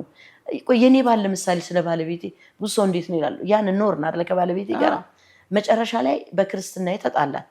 እኔ በጌታ ሰው 10 መርድና አግብተሽ ነው እንዴት መጣሽ ብሎ አሳሰረኝ። መጥቶ አዲስ አበባ እንዴት ጌታን ታገኛለች? እኔ አብጄ እንዳስንከራተት አልፈለገኝም። ግን ቤተክርስቲያን መኖሬን ሲያቅ መጥቶ አሳሰረኝ። ሽንት ቤት ውስጥ ነው እስከዚህ ግሬ ሁሉ ተዘፍዝፌ ተልጦ ወደቀ እንዳለ ግሬ እና በባንዴጅ ሁሉ የተጠቀለልኩት ታስሬ። ከዛ ከወጣሁ በኋላ ሁሉ በክራንች ሄድ ነበር በወንጌል በክራንች እና ባለቤቴ መጥቶ እንትን አለ። ያው ተመልሶ ሄደ። ድጋሜ ልክ በ3ኛው በሽምግልና በስንት አበሳ ተለምኖ ገንዘብ ተሰጥቶት ሄደ። አሁን በ3ኛው ወር ደግሞ ተመልሼ እመጣለሁ አለ። መጣሁኝ። በቃ ራስሽን በጠርሙስ ስባሪ ተላይተሽ ወህኒ ቤት ትገቢያለሽ አለ። ወይ ብገባ ምን ችግር አለ? ብዙ ሰው ድኖ ነው የምወጣው። ችግር የለም ና ትብሏል። ያ ራሱን ያላዳነ በ40 ጅራፍ የተገረፈ እሱ ነው የምትከተዩ ኢየሱስ ብለሽ ምናምን ብሎ በጣም ሰደበኝ። አይ መንፈስ ቅዱስ የሚሰድብ ስድሬት የለውም ይላል። ናና ውሰድና ክተተኝ እስር ቤት በቃ ችግር የለም ብዬ በስልክ ተነጋገር። በጣም ተነጋገር። እንግዲህ የ25 ዓመት ባለቤቴ ነው ቀላል አይደል ብሎ አለ። እሺ ብዬ ስጠብቀው በቃ መጣሁኝ አለ። አሁን ለቤተሰቦቹ እዛ ያለበት ሀገር ማራ አለ ምን አለ ልኮ ምን ብሎ ማታ ሲያበላ ሲያጠጣ ክትፎ ቁርጥ ብሎ ላመጣት ነው። አንዳንድ ጠጠር እየወረወራ ትገሏታል ብሎ በማግስቱ ወደዚህ ሊመጣ ሲል ልብሱን አዘጋጅቶ ምን ብሎ አሉ ሲያጠጣ ሲያበላ አምሽቶ ተነስቶ ጧት ሊቀሰቅሱ ሲሉ ሞቷል። እኔ ደግሞ በር ዘግቼ ጸለይኩት።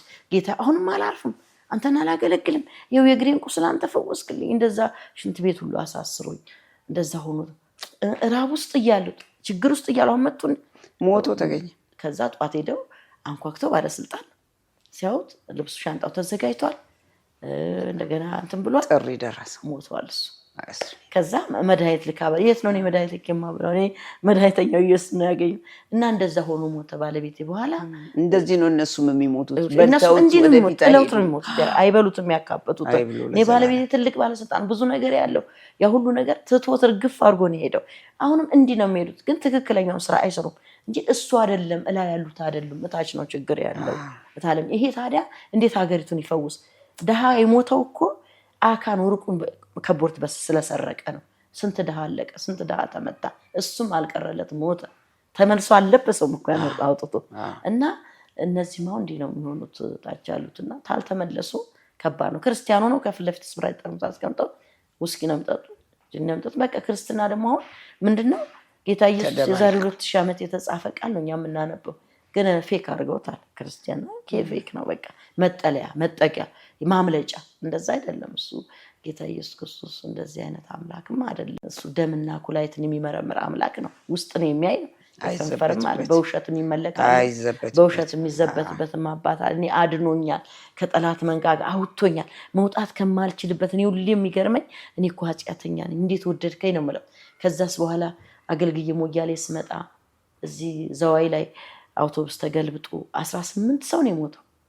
እኔ ግን ትንሽ እጅ የተቀጠቀጠ ገርጂ ሆስፒታል ገብቼ አዘጋጀልኝ አጥንት ስፔሻል ተጥቁር አንበሳ መጥቶ በክራንቺ ለአንድ ወር ነው ሄድኩት። በእንትን ሄድኩት በመጋፊያ በእንትን ዊልቸር። ከዛ ድኜው ዛሬ ቆሜ ስራዬ ሰው እዛ ያሁሉ ስንቴ ነው እንደገና እንትን አገልግዬ ስመጣ ሆነም ቤንሻንጉል አገልግዬ ስመጣ ሆነም ተገልብጦ እንደዚሁ 5 ሰው ሞተ ከኔ ግን እንደው እኔ ለምንድን ነው ለዋለሁ እኮ በምንድን ነው ተጠብቀ እግዚአብሔር ስራ አለው። እነዚህ ልጆች አሉታ አየሽ የሚድኑ ሰዎች አሉ። እኔ እንደው አሁን በደንብ ነው መጨረሻ ላይ የምጠይቅሽ በዚህ በጫት በድራግ የተቸገሩ ወጣቶች አሉ የቸርች ልጆችና ያለሙያንም ይሄንን ሰምተው ቢመጡ ከሐሙስ በጋራ ትጸልያላችሁ፣ በግልስ ብታነጋግሪበት ሰዓት የለሽም? ነበረ ሞክሬ ነበረ። ጥሩ ያልሆኑ ሰዎች እየመጡ ተውኩት። እንዴ ገንዘብ የሚጠይቁኝ ሌላ ችግር የሚያመጡ ሲሉ እኔ ሴት ነኝ የሆነ ቁጭ ብሎ አጉል ከሚያረጉም ብያው ጊዜው መጥፎ ነው። ስለዚህ ሐሙስ መጥተው በጠቅላላ ጉባኤ ላይ ባለሽ ገልገል ይችላሉ። ቢያማክሩኝ ደግሞ ቀን ቀጥሬ ዓርብ ቀን አለ ዓርብ ጾም ጸሎት አለ አይደል? ዓርብ ላይ መምጣት ይችላሉ አለ። ሐሙስ ቀን መምጣት እሁድ መምጣት ይችላሉ። ሌላውን ቀን ግን አሁን ጊዜው ጥሩ አይደለም። ወጣት ቢመጡ ቢሮ ያገኙሻል። እንደው በስንት ግልግል ነው የወጣው ሁሉ ሊደበድበኝ ሁሉ ብሎ በገንዘብ እኔ ኬት ላምጣ ምንም የለኝም። እንዲህ አምሬ ሲያዩኝ በቃ በጣም እንትን ነው መስላችሁ። ይሄን ቤት ኪራይ እንዴት ነው የምትከፍለው? እሱንም እስቲ ነገር እግዚአብሔር ነው ከፍ አንድ ሴት እግዚአብሔር ይረዳት፣ እግዚአብሔር የሚወዳት እግዚአብሔር የምትወድ ምን አለኝ አንድ ጊዜ ሳለቅስ በቃ በጣም እያለቀስኩ ባለሁበት ልጅ እሰጥሻለሁ አለኝ። እኔ ልጅ የለኝም አልኩ። እውነትም ልጅ የለኝ፣ የሚረዳኝ ወንድም የለ፣ ማቀው የለ፣ ምን የለ፣ ባል የለኝ። አንተ ነህ ባሌ አንተ ልጅ ብዬ ጌታው ለምንድን ነው እኔና አንድ ልጅ እንኳን ሁሉ ሰውልጅ ሞትብኝ ነበር። ሰውልጅ ሞት ያኔ መንፈሱን ሳመልክ የለኝም ልጅ እና ይሄ ሁሉ ሆኜ ልጅ የለኝ ጌታው አንድ ልጅ ብትሰጠኝ ለዚህ ቤት ኪራይ እንኳን እየተጨነኩ ለኑሮ የተጨነኩ ቆይ ልጅ እሰጥሻለሁ አለኝ። የኔ መንፈስ ያደረባት ልጅ አለች፣ ለማን ልርዳ የምትል ልጅ አለች እና እኔ ልጅ እሰጥሻለሁ ብሎ እሷን ሰጠኝ። ነገርኳት። ጌታ ተናግሮኝ ነው እኮ የሰጠኝ አንቺን አልኳት። በእውነት ይኸው 7 ዓመት ሙሉ እሷ ነች የምትከፍለው። አዎ 7 ዓመት ልጄን አስተማረችልኝ። ይችን ዩኒቨርሲቲ አክሱም አስተምራ አስመረቀች።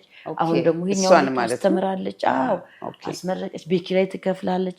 እንደገና በእውነት ነው 3-4 ሻንጣ ትልክልኝ። እንዲህ አይነትም ክርስቲያኖች አሉ። እንዲህ አይነቶች እግዚአብሔር ይባርካት። ልጆቿን ባርኮላታል። 2 ልጅ ነው ያላት።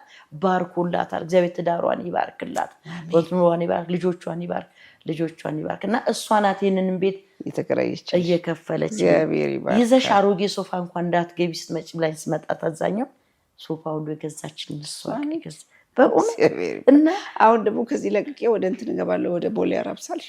አሁን ደግሞ እንግዲህ ምን ታለ ኪራይ በዛት አለምዬ፣ ኪራይ ስለበዛ ያው አሁን ጊዜው ጥሩ አይደለም ታለምዬ። እንደምታየው ነው ኑሮ እንደዚህ ነው።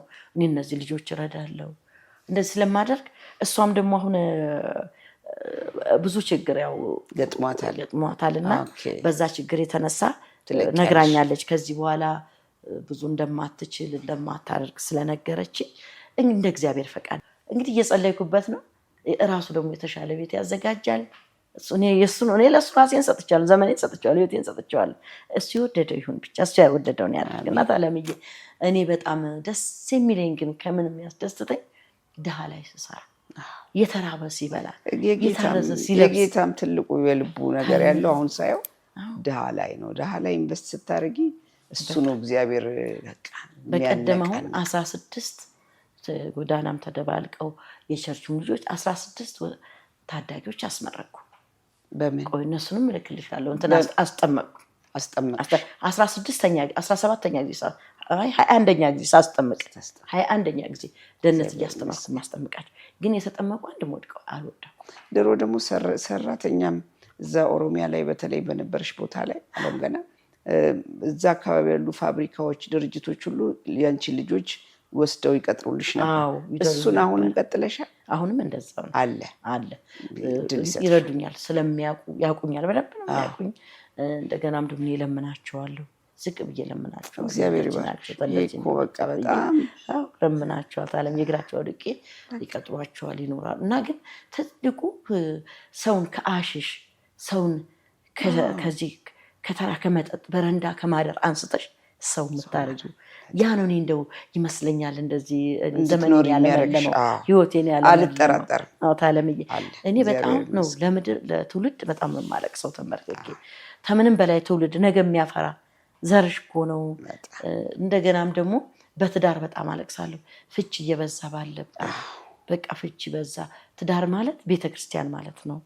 የቤተክርስቲያን ሲፈርስ የሚበተነው ትውልድ ነው። እና ብዙ ትዳሮች ግን ታርቀዋል። ይገርምሻል። እየደወሉ ጌታ ነው ምስክር እየጸለይኩ ጸምጥሎት ይዤ ብዙ ትዳሮች እግዚአብሔር ታምር አድርጎ አስታርቋቸዋል። ብዙ ሰዎች እግዚአብሔር ድንቅ ነገር እያደረገ እየተቆረጠውን እየቀጠለ አሁን እንደነዚህ አይነቶች ይመጣሉ። እና እግዚአብሔር ግን መጨረሻችን ያሳምረው ብቻ። ይከብድሻል ባለው ነገር ያው ምንሽ አሜን። ያው ኑግ ብዙ መጨረሻችን ያሳምረውና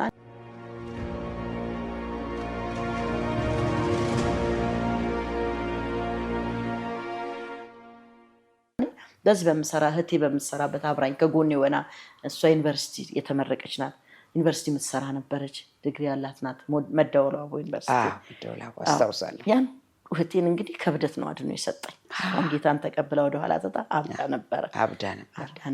እግዚአብሔር ፈወሳት። 5 ወር ጸለይኩ፣ ዳነች። አሁን ትልቅ ቤተክርስቲያን የምታገለግል ከኔ ቀጥሎ አገልጋይ እሷ ናት። በጣም ቤተክርስቲያን ያዘች። እንደገና ይሄ ልጁ አሁን በኪቦርድ ያገለግላል፣ እንደገና በካሜራ ያገለግላል። ካሜራ እና እግዚአብሔር እንደዚህ አይነት ሰጥቶናል። ጌታ ይባረክ። እኔ እንደው ጨርሻለሁ ጥያቄን።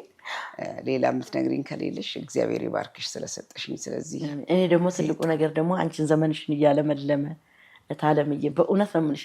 በአንቺ ብዙ ነገር ሆኗል። እሷን የሚያገኟት በአንቺ እንትን ላይ ነው። አንቺ ደግሞ ቪዲዮ ላይ ናይታ። አዎ በጣም በአንቺ ያው በጣም ብዙዎች ባለፈው አንድ ወቅት እንደዚህ አይተው በዛው እንትን አሉ እንጂ ረድተው ነበር። ያንቺን ቪዲዮ አይተው 3 ዓመት ላይ እነ ቤቲ የሚረዱ ነበር በፊት። ቤቲ ቨርጂኒያ አሁን ነበሩ ግን ጠፉ። በቃ ቤቲ ነበር። የኑሮ መናጋቱ በዓለም ላይ ሁሉ ተናጋ። በጣም ነው ያው ነው እንደ ኢትዮጵያ ጌታ ቶሎ በመጣልን እንጂ እውነት ነው። ግን ያው ያለሽ ማካፈል ግን ጥሩ ነው። ታዲያ ያለሽ እኔ አሁን ህይወቴን አይደል ማካፈለው። እንደገና ደግሞ እግዚአብሔር ሲያመጣ ደግሞ ያለው ነው እዚህ ቤት እንዲናርግ አንልም፣ ወስደን ነው የምናካፍለው። ይሄ ትልቅ ነገር ነው። እግዚአብሔር ነገ እንሄዳለን እኮ መቼ እንደምንጠራ እናውቃለን? አናቅም እኮ። ስለማናቅ እንደው ለእንደነዚህ አይነቶች አሁን ምንም ለሌላቸው አካፍለሽ አልብሰሽ ሞቋቸው ተኝተው ደርበሽ በእውነት እኔ ደስ ነው እነሱን አይቼ ስመጣ ለባብሰው ምን ብለው ሳያቸው ደስ ነው የሚለኝ ብታይ። ስለዚህ እግዚአብሔር ይሄን መንገድ ስላደረገሽ እድሜ ስለጨመረ ዘመን ስለጨመረሽ ደግሞ እያለመለመሽ ስለመጣ በእውነት እኔ ስላንቺ ጌታ ዘመንሽን ይባርከው። አሜን።